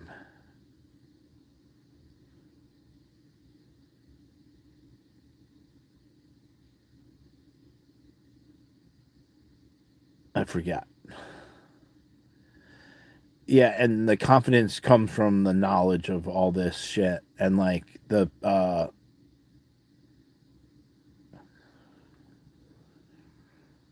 I don't know. You need that name for Austin. Yeah, I don't know. I don't remember what I had the.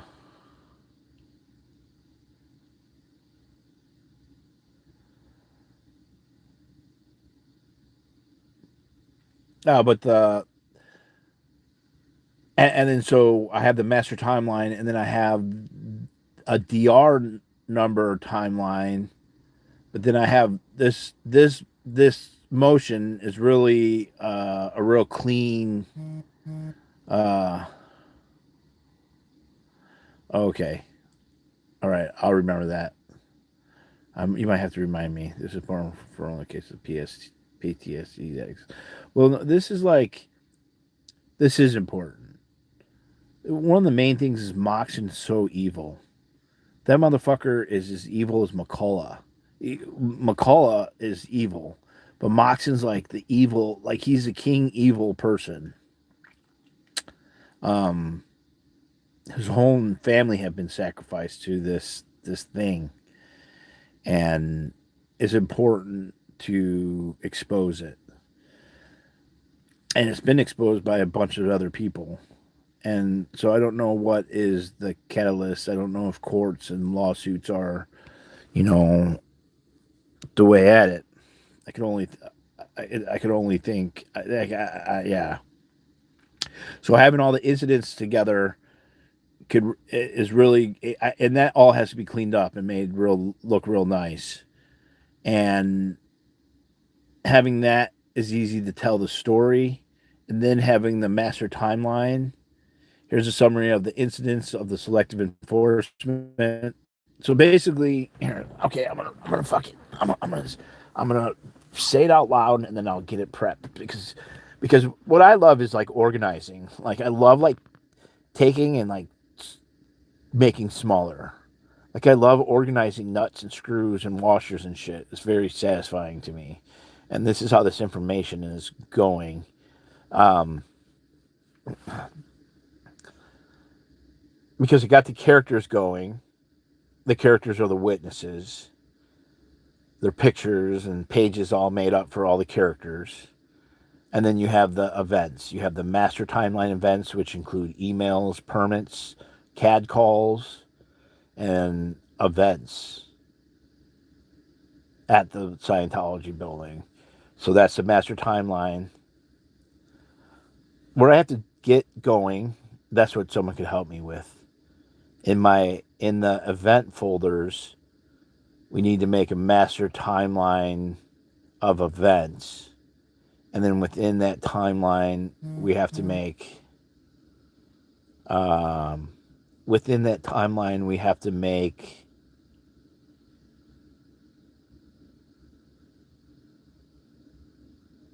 I have the events, like different things that have happened at the events, but we have to make a Google Doc affidavit timeline with all the permit things. We need a permit refusal or sidewalk refusal timeline, which I haven't put together yet. So that's something one of you guys who've been helping me can help me with, is getting that put together.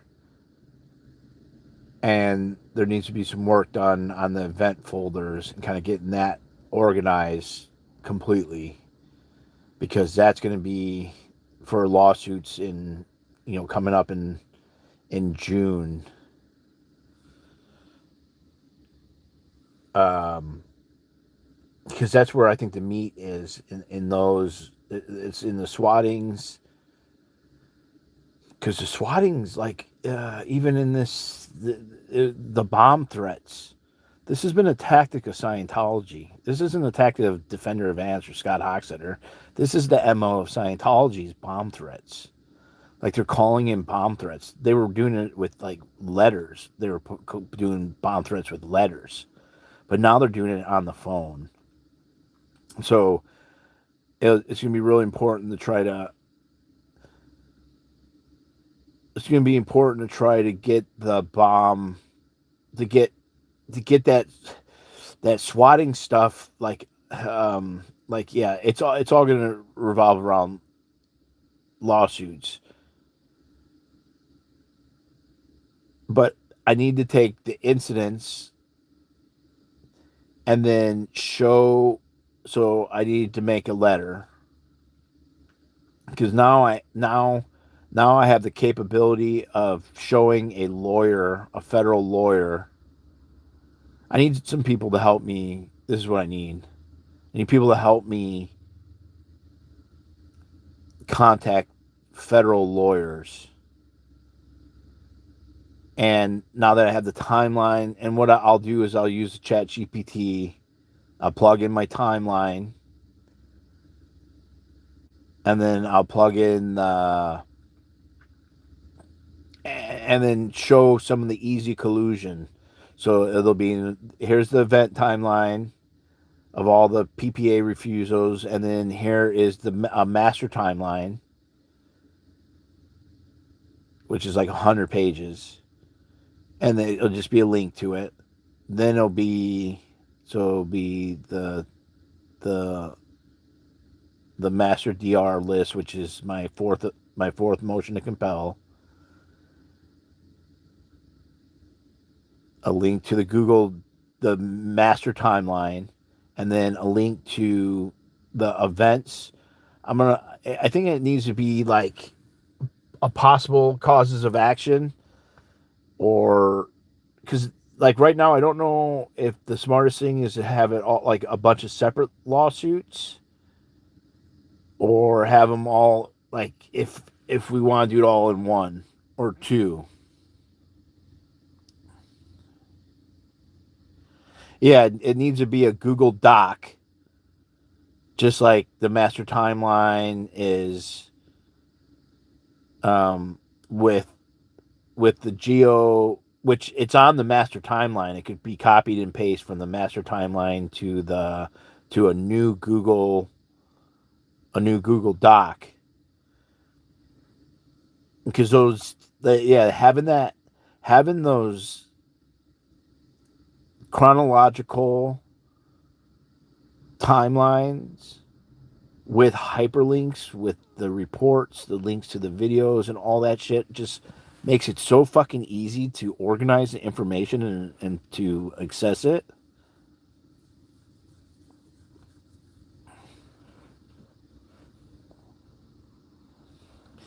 Trisha, I put in a FOIA request to Homeland Security, because Homeland Security is who cracked. Homeland Security stopped it. I don't know if there's any witnesses. I reached out via email to both of the Homeland Security officers, and then I FOIA requested Homeland Security and information about it. Thank you, ACM. Z, Brianne, CB, SB Squirrel, Curious Cat, all received a gift membership. Thank you so much.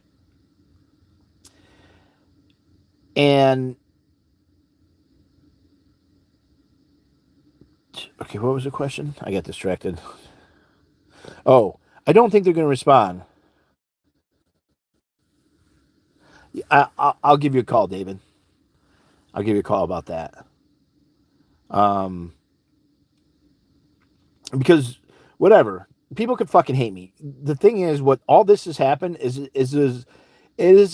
it has one exposed who was safe pointing via Scientology, how they did it,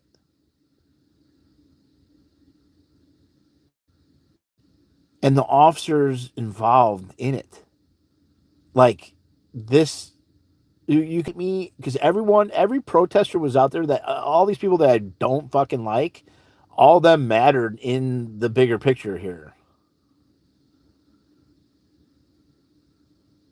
No, it's the timelines are the foundation of the lawsuits. I didn't have a timeline, so I couldn't fucking do the lawsuits. Now I got the timelines.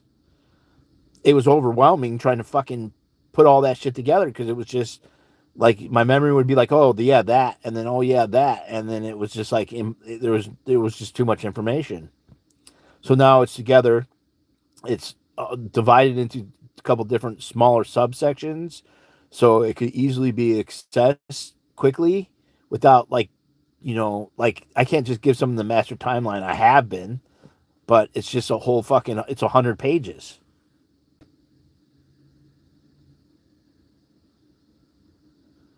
Well, just Homeland Security stopped it. You have the collusion with West Virginia about Scientology paying, Scientology offering to pay for me to be extradited. You have the Malibu police arresting me after being swatted, and then Gomez taking the phones, big events. You have Kirsten Pedersen, who covered up the Danny Masterson case. She was reaching out, talking about who the swatter was. You have Jennifer speaking to the fire chief, and then them putting her in touch with LAPD. Then you have LAPD being in touch with Jennifer, being in touch with Gomez, who ended up confiscating both my phones and who did half of the 16 misdemeanors. She was an investigator for those. You have Mata, who was in contact with Francois Coster ahead of time, and Greg from the Oaks Gourmet Shop Market. And she is a senior lead officer, part of the SLOW program, which same with her partner on 216, Rubicava, and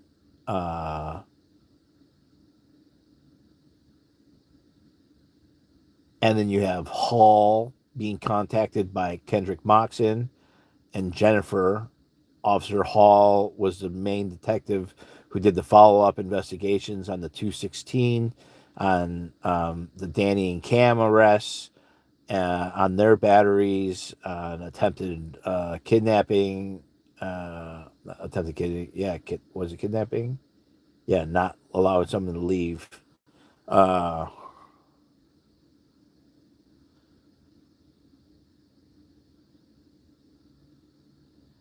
the West Virginia one was a huge connection, because what it showed was, well, first off, it was a piece of paper taken from my car from a general warrant, an illegal search, to be used to prosecute me later on. And it's collusion with Scientology, because Taurus makes the contact about the probation, and then Scientology contacts them and says that Scientology will pay for them for extradition for my probation to be revoked, and then my probation is revoked. And then so yeah, so I have to like highlight each of those connections like in a bullet form. I need a bullet list of collusion and some of the bigger events of the collusion. Officer Rand saying that I was I had gun charges and I was calling the SWATings. And then I think a little absurd. The CAD recall from the 216 incident that has Captain Velcos of LAPD head of communications,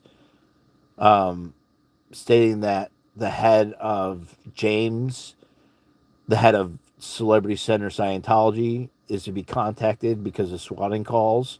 So you have a call of service for a battery at La Poubelle, and Scientology is being contacted before anybody else. And then you have the girls escaping, and Scientology guards showing up there before the police even show up. So those are all important details. And then officer says that we're trying to kill cops. No CPS comes. No women come. No supervisor comes. The child is whisked away to the police department. Yes, no, I am going to put this together. I was thinking about it today when I was painting. Like, there has to, the incident list had to be finished, but the each of those are like not their own thing, but altogether show the hardcore collusion. So it just needs to be like a bullet point of, here's the main points of Scientology collusion with LAPD and private companies, and and basically there has to be a thing. Two of the big things is that it's a 14th Amendment violation of due process, and equal rights to the law. Basically, I'm being prosecuted for my religious belief. All right, so I need to come up with a little paragraph on that, because that is the argument, that it's selective enforcement because I'm not a Scientologist. If I was a Scientologist, I have treatment. I get treated differently if I'm a Scientologist. So that is inherently the argument. It's a 14th Amendment violation. Both in my criminal case as a criminal defense, selective enforcement, and defense of others in the count one of the criminal case, allegedly. And then for the swatting case, selective enforcement, and conspiracy with other groups. I'm trying to think of that. I'm trying to think of few of the other big major collusion. You have Jennifer contacting. Oh, you have the parking meter stuff, the sound stuff, because Bert and the other neighbor, they were told that LAPD doesn't handle sound violations.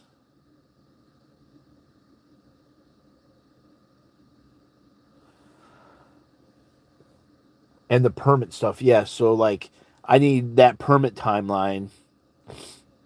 I need a quick link. So it'll be a quick link to the incidents first, then followed up with the master timeline with an explanation of what's in the timeline. For example, CAD calls, emails, events, and then there'll be another sentence. There was 41 swattings. D.O.A. was involved in 17, 18 of them. And then there'll be a hyperlink to the swatting timeline that has all those in chronological order with links to those videos. Then there'll be a short paragraph about the events, which kind of really kicked off they were doing before, which is the arguments for the events. And I guess there'd be some causes of action in that short little paragraph for a lawyer. So, like, I need somebody, like, once I get this together, I'll need somebody to send these out to lawyers. If I could get a couple people to send them out on my behalf. And if I send them out to 40, 50, 60, 70 lawyers, I think I'd be able to find a lawyer that would do it.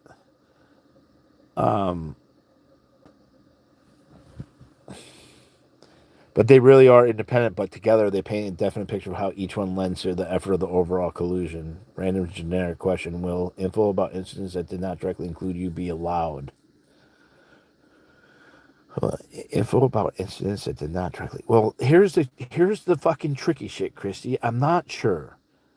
But this is what I do know. And this is what I'm going to lean on is the argument is that I'm involved in a gang. It's a hate gang. It's a squirrel squad. Weapon of choice, selfie sticks with cell phones to bait people to agitate them into attacking and then claiming self-defense. Okay, that is what the LAPD is claiming. That's why Major Crimes Unit Officer Torres is involved in the case because Heather Mata in March made hate crime incident reports. March 6th, 7th, and 8th. She made 3 of them. She filled out very specific paperwork for the hate crimes, which are not existent in counts 7, 8, 9, 10, and 11. Those standards for how a hate crime is reported was not reported for any of my accounts, which is super interesting. And I just kind of found this out that there's a standard paperwork because in my misdemeanor case, at the very end of my discovery packet are 3 hate crime packets that are 7 pages long that Heather Mata filled out. One of those 10 requirements of a hate crime is that the reports are sent to major crime units in Central Division. Whose major crime units in Central Division? Officer Torres.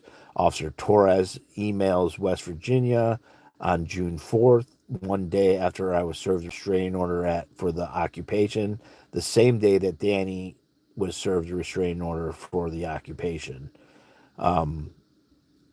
Is in that tells how we got to that point. Is your minister's license? Yes, I am still a minister. And that therein lies the legal argument for that's the argument. The argument is that I'm not a Scientologist, and so the law doesn't apply the same to me.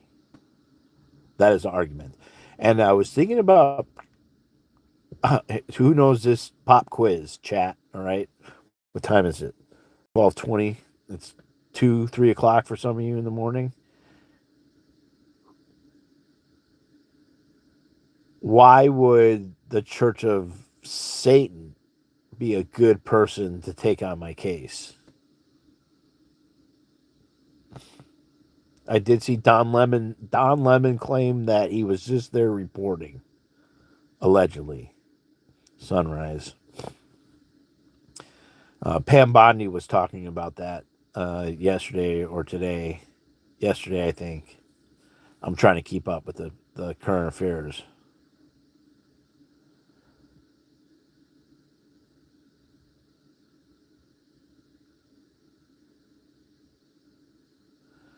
No, because they won in the schools. But what did in terms of Scientology, where did the Church of Satan come?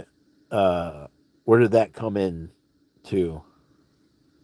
Not the founder and origin, specifically the Hollywood division, LAPD Hollywood division. Who knows it? Who knows this little tidbit of information?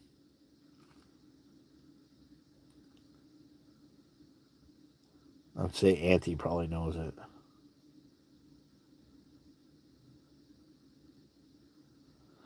Well, there's Alistair or Crowley. It has to do with the kiosk.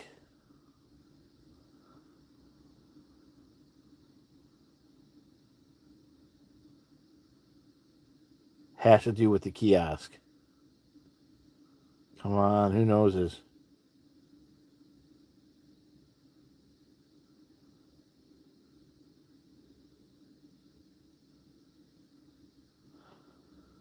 Tech building, separation church. Okay, I'll tell you guys. Sorry. Can I rephrase the question? The question was, there it goes. Trisha got it. The one that was in the lobby. Yeah. So the Church of Satan, I believe it was Church of Satan, sued LAPD Hollywood Division because they had the Scientology kiosk in the lobby at the Hollywood Police Department.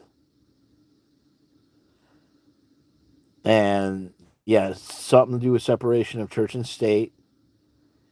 And so I thought that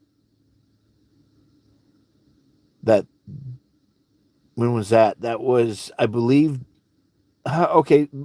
I know this because of the FOIA requests or the CPR, the California Public Records requests of the journalist from the LA Times who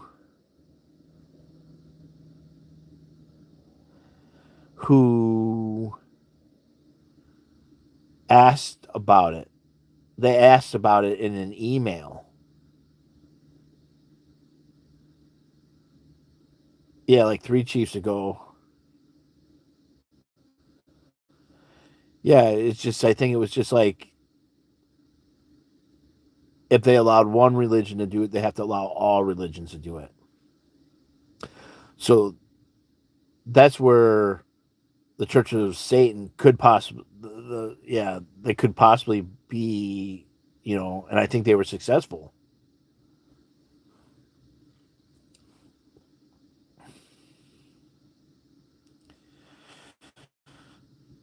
Yeah, I think it was like right around the Danny Masterson stuff. But they shouldn't allow any to do it. Well, that's why Scientology, or that's why the Church of Satan sued and got it removed.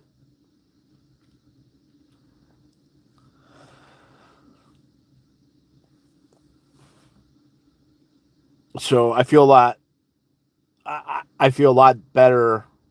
Just feeling better about all the information and getting through all the shit. And I was listening to a trial today, listening to them objecting over foundation. Like again, I'm going to repeat myself. I am very grateful that I am not rushing this. There was a lot of shit that I had to get in line before I could even go to court.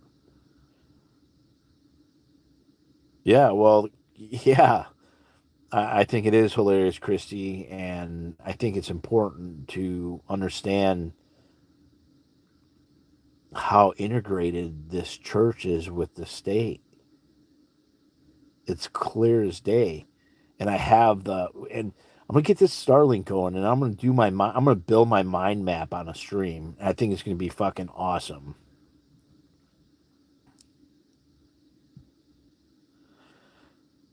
the info on the kiosk should be in the master for the collusion. Yes, and so yeah, there's a couple lawsuits that are going to have to be done. The La Poubelle ones first and foremost, and I'm getting there. I got distracted because I got to get this. I had to shift gears because I had to get this in. I'm trying to get it in a month before we have this show cause hearing, and I don't know if the prosecute. I don't know how this is all going to play out. It's just going to be fucking interesting. But I think I'm entitled to this information. Maybe I'm not, and I'm not trying to be difficult. I asked for it all generally already in April, and so now everything's highly specific now. I'm asking for 10 items for damn near 75 things, so that's 750 items, which is a lot, but you know, I'm entitled to it. I believe I'm entitled to it. Um, yeah, and like even the negligent security lawsuit against La Poubelle, you know, the Jane Does. That's some justice for the Jane Does if that was successful to hold Francois liable for that, right? Because that is negligent security, allowing people to be drugged. I mean, that was the fucking purpose of the protest. All these fucks diluted what that protest was about. That protest became about exposing somebody who allowed people to be drugged and raped in her shop. Period. Period.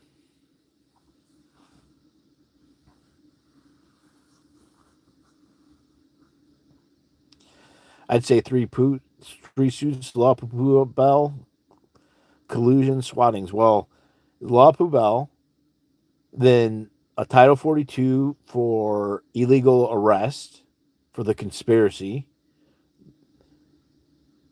and then a lawsuit for the swattings, Malibu, Ventura, San Luis Obispo, San Francisco, a federal lawsuit for that, for the long detainment.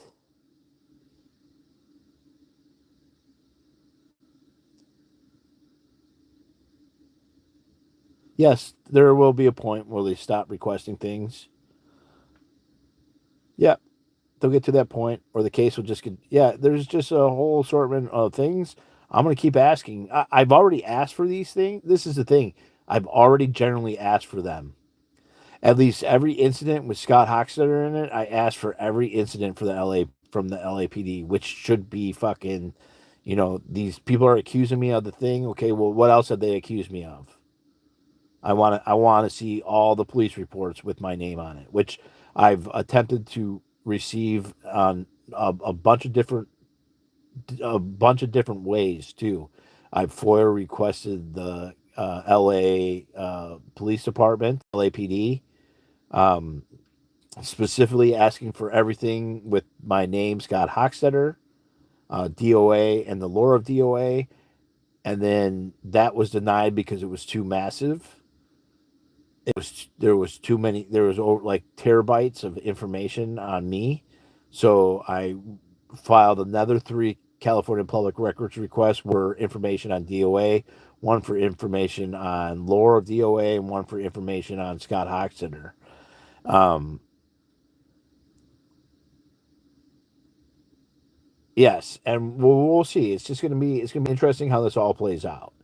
And but now I have that, and if it doesn't happen in the criminal case, I might get it in the civil case. I might get it in the state court case against Francois.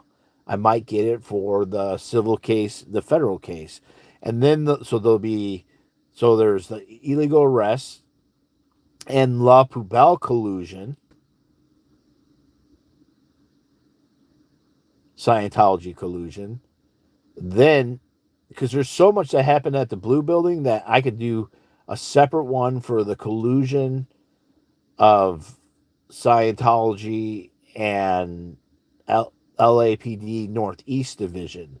So basically, there's a suit against Northeast Division in the collusion at Blue Building, And then there's the illegal arrest and collusion of Hollywood PD with Scientology.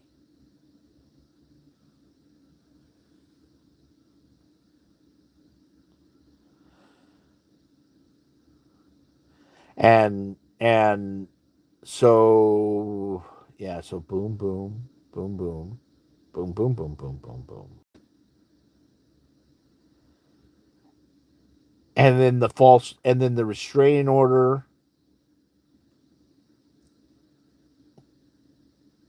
And then there could be individual suits against each of the actors, and that's where it's kind of gets confusing.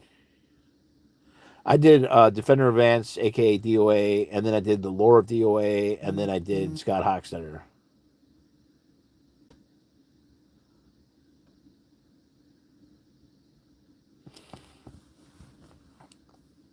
I hope all the haters. I hope they all come. I hope they all come and watch how fucking awesome I do. I hope they all happy, smiling, invigorated. I hope they all come. Pack the court for yeah, come man. You know, that's going to be this is my trial. This is every great man, every great woman has a great trial. This is mine.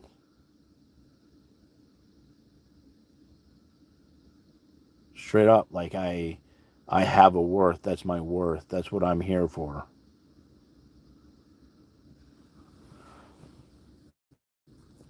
Well, okay. Illegal. I have numerous false arrests.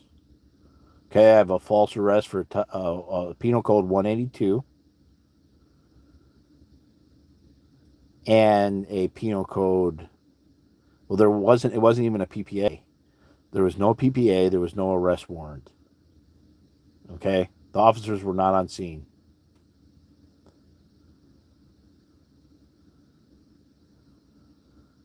Okay, not only that, they did a field show up with Jordan, who said he didn't even know who came behind him. So you have a false arrest for that. Then you have a 5/5/24. Okay, that was when that crazy guy Wendell had the knives, the machete. He was about to attack the guy, and then they come and arrest me.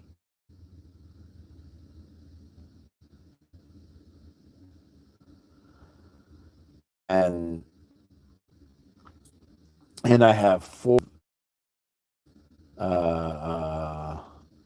strike against drugs person and 3 thugs flipping over my grill, like you just said. I have the security guards pushing me and forcing me off the sidewalk. I've and so that whole thing, I have 4 different assaults by agents of Scientology, which in itself I could claim they're acting as a gang, as RICO, I believe.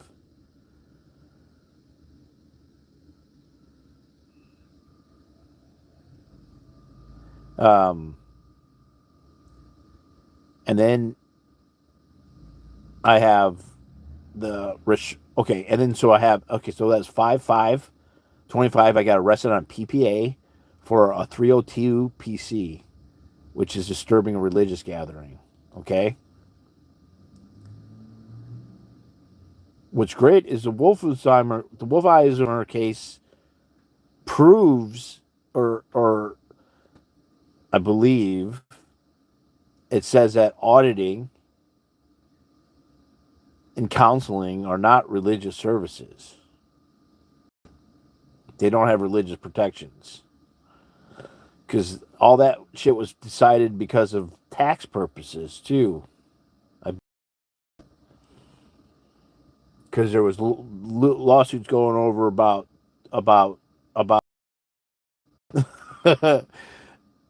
auditing. Yes, well, auditing, yeah, and so So that's what all my shit is. It's all auditing shit. And so the 302 PC, I've never been charged with it. I went to court and it wasn't on the docket.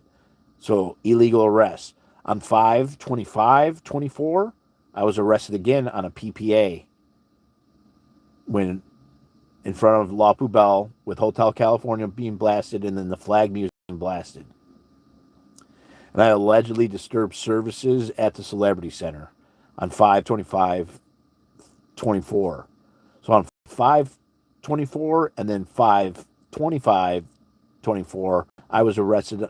Two private persons arrests, both security guards from the Church of Scientology. Both. I went to court. I showed up, and it was not on the docket.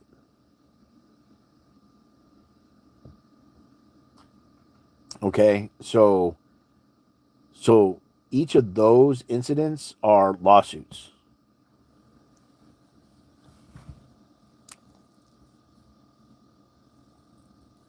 Yes. Well, that was the argument the whole goddamn time. People said we're a group, we're not a group. Everyone sure as fuck didn't act like a group. They acted like fucking Hollywood influencers, just worried about what the fuck they were doing, how much money they were doing. Someone bought some ice cream once in a while for everybody. There's a couple of people actually that were just there to buy ice cream. And yeah.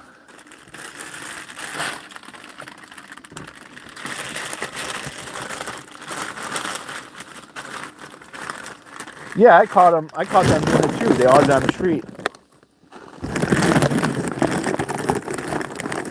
We do got document. I do have documentation of the religious signs when they were started putting out.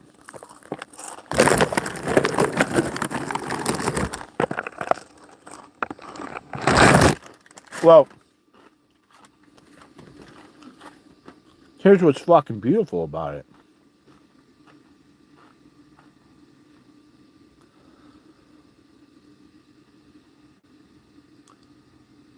All the auditing sessions are taped.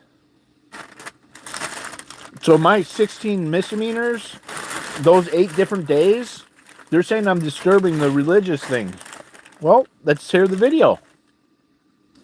You record the sessions, right? Let's see the video.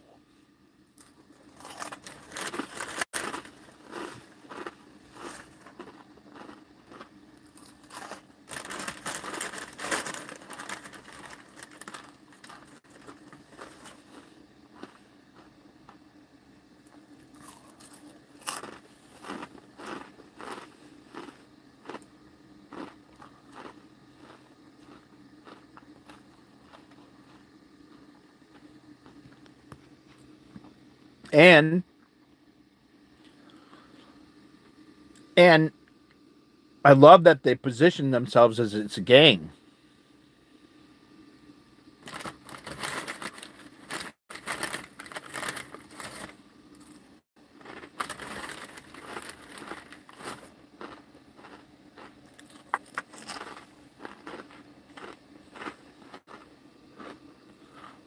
Well, the Scientology policy, their Scientology policy is to do bull baiting courses so they don't react to emotions or to be affected by others. So each one of them are saying that they are being affected. Each minister, because these are ministers and pastors, right? Almost every single incident. Okay, again, this is not about Scientology, but show me a case where there's 7 ministers in one case. I have like 8 ministers. 8 ministers. Actually, there's more because there's a couple on each day. A bunch of ministers and security guards that are ministers, parishioners.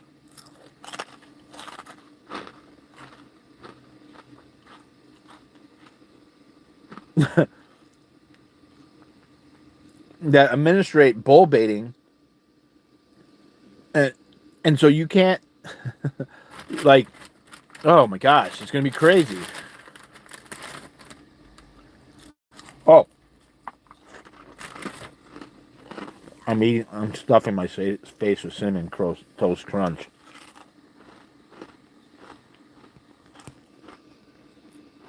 Well,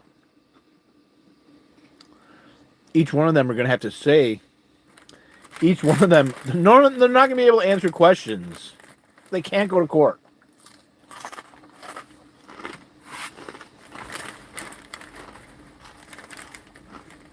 Oh, so what I was going to say was,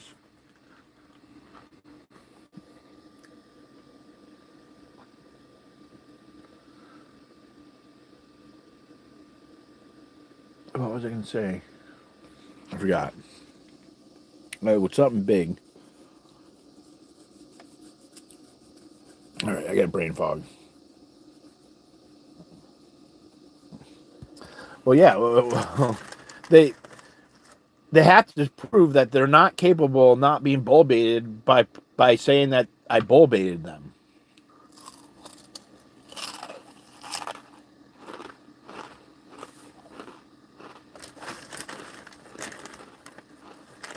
No. Some of the ministers said that they were disturbed. They used security guard / parishioner because one of the PPAs is done by a Scientology security guard. I think the other one is a Scientology security guard too. So when they describe the security guard, they describe the security guard as a security guard / parishioner. All the others are pastors or reverends.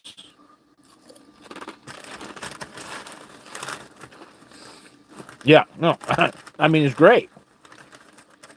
And I'm an SP.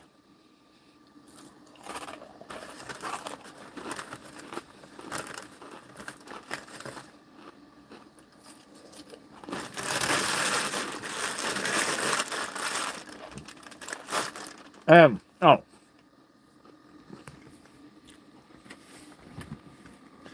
And what the LAPD has done is they've done the Epstein thing to me. That's what I was going to say about the gangs. It came back to me. It takes me sometimes. I got a lot of information in my head. I got to process it. So sorry, I'm slow with it sometimes.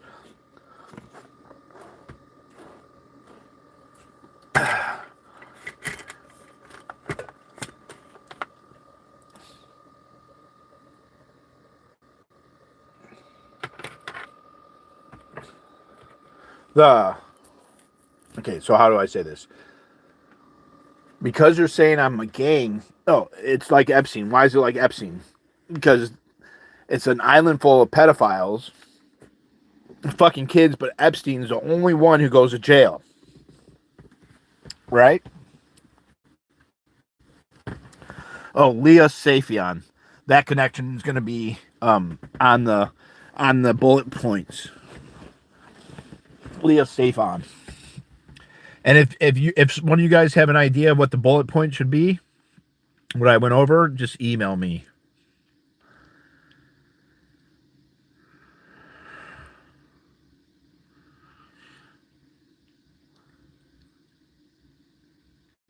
Yeah, they were disturbed.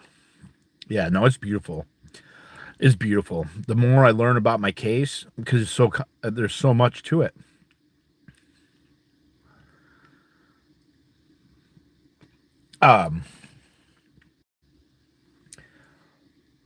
They're saying I was a gang that I was running this gang. Well, first before eternal emails from Jennifer are stating that Streets and Jessica are running the gang,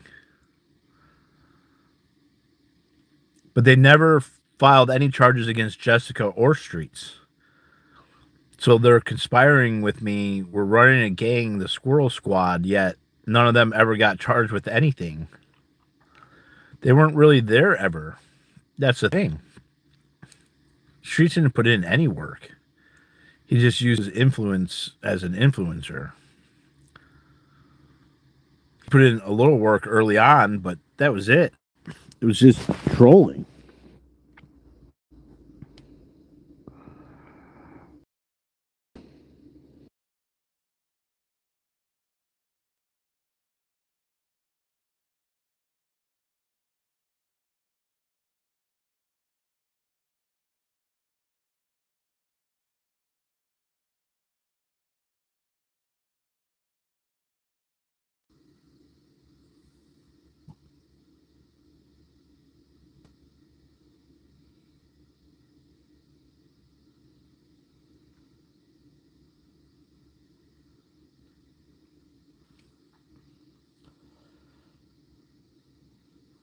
All right, so now I know exactly. I was thinking about it. I was seeing it in my brain, but like when I think of it in my brain, it doesn't it doesn't materialize when I'm streaming and I'm doing it with like an audience with chat and I have a little input from chat or people hear it and then they send me an email kind of summarizing it. It really helps. Well, yeah, influencer and activists, and there's they both kind of go hand in hand though, influencers and activists, but not always. Algorithms are weird like that, especially if you especially if you're doing something that's really going to change shit. I don't think the algorithms don't like that. They catch on to it for whatever reason. Um, so yeah, so I want to try to get a federal lawyer for the other lawsuits, which I have a couple months to get filed. But I think I have the framework for it, and just have to delegate some of the shit because there's been a lot of people helping, and so I'm very grateful. I'm so grateful for that. I also have a timeline of a bunch of events and officers involved in alphabetical order. Someone sent that to me today. Um, and they had taken copious notes throughout all the protesting and had a bunch of serial numbers and different incidents. And it's instead of being organized by time, it's organized alphabetically, and each officer's incidents are recorded in there, so you can see multiple places, like where it's the officers that keep repeating that become bigger players in the web of collusion. And so the web of collusion is based on the number of events being involved in, really. So I'm gonna do a mind map. I paid for the year service or whatever for mind map. When I get this Starlink going, we'll do the mind map together and we'll connect. We'll show the web that's being weaved.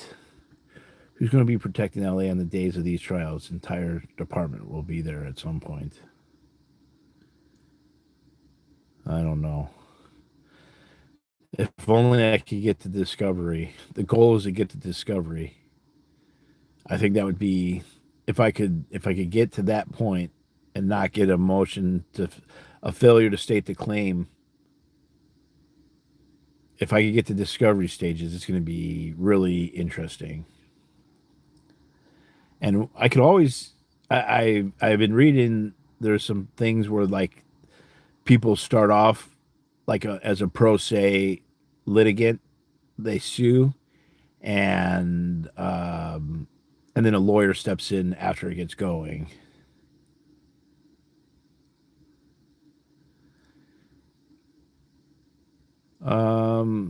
I have not been sent anything from him yet. I clarified a few things to him, and I'm getting this fourth motion for production. I have the black socks. The fur coats are in the thing. I'm gonna use the black socks when I'm in court.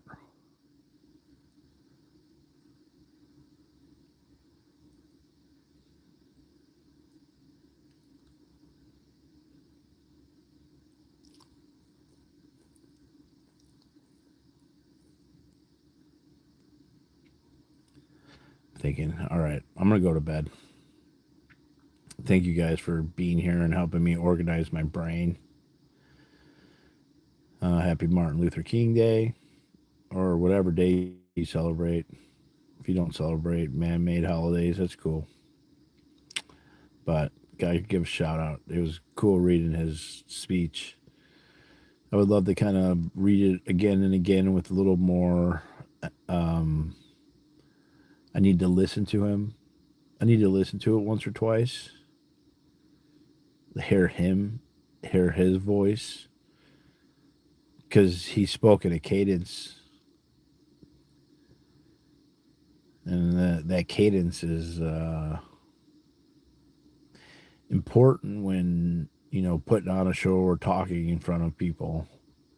And I understand that I have a lot to learn. I have a lot to learn on how to like talk in front of people. Years ago, I would have been terrified to stand in front of people and speak. And these trials, I'm going to have to be on on point. And I'm getting better at public speaking. I enjoy it. Where I have troubles is my vocab and saying certain words. I found that if I say it out loud and address it, that this is a handicap of mine, that it seems to help people who don't know me well understand that that is the handicap. That pastor cadence, yeah. I want to learn that cadence. I want to learn that rhythm. I'm not sure. I can learn it. Just like any song, if you practice a repetition of it over and over and over and over. That's what we did in band. We just played pieces hundreds of times. You played the piece like just I got a fucking splitting headache. I don't want to play this piece again. We've been playing this piece all fucking the last 2 goddamn months. Can we just play it at the fucking concert and be done with this piece? But it was and then it was just like, it's so easy. I don't even have to think about it. You just play it. It becomes, every little detail becomes hashed out. And that's all repetition. And so I need to work on my delivery to improve on that, which I've had a lot of work on waiting on tables. So I think I'm going to be fine. I actually think that it's going to be like a great day to shine.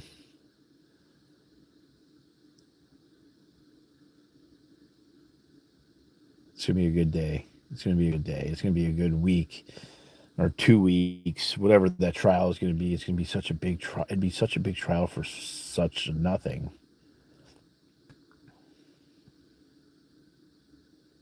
Yeah, I'm falling asleep. I'm just yapping.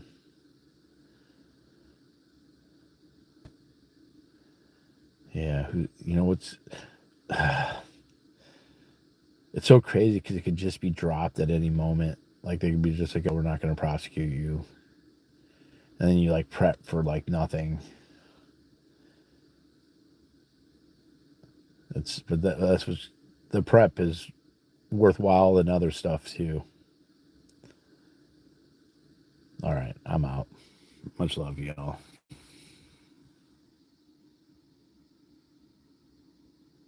Oh, cool, Trisha. You guys have a good night. Bye.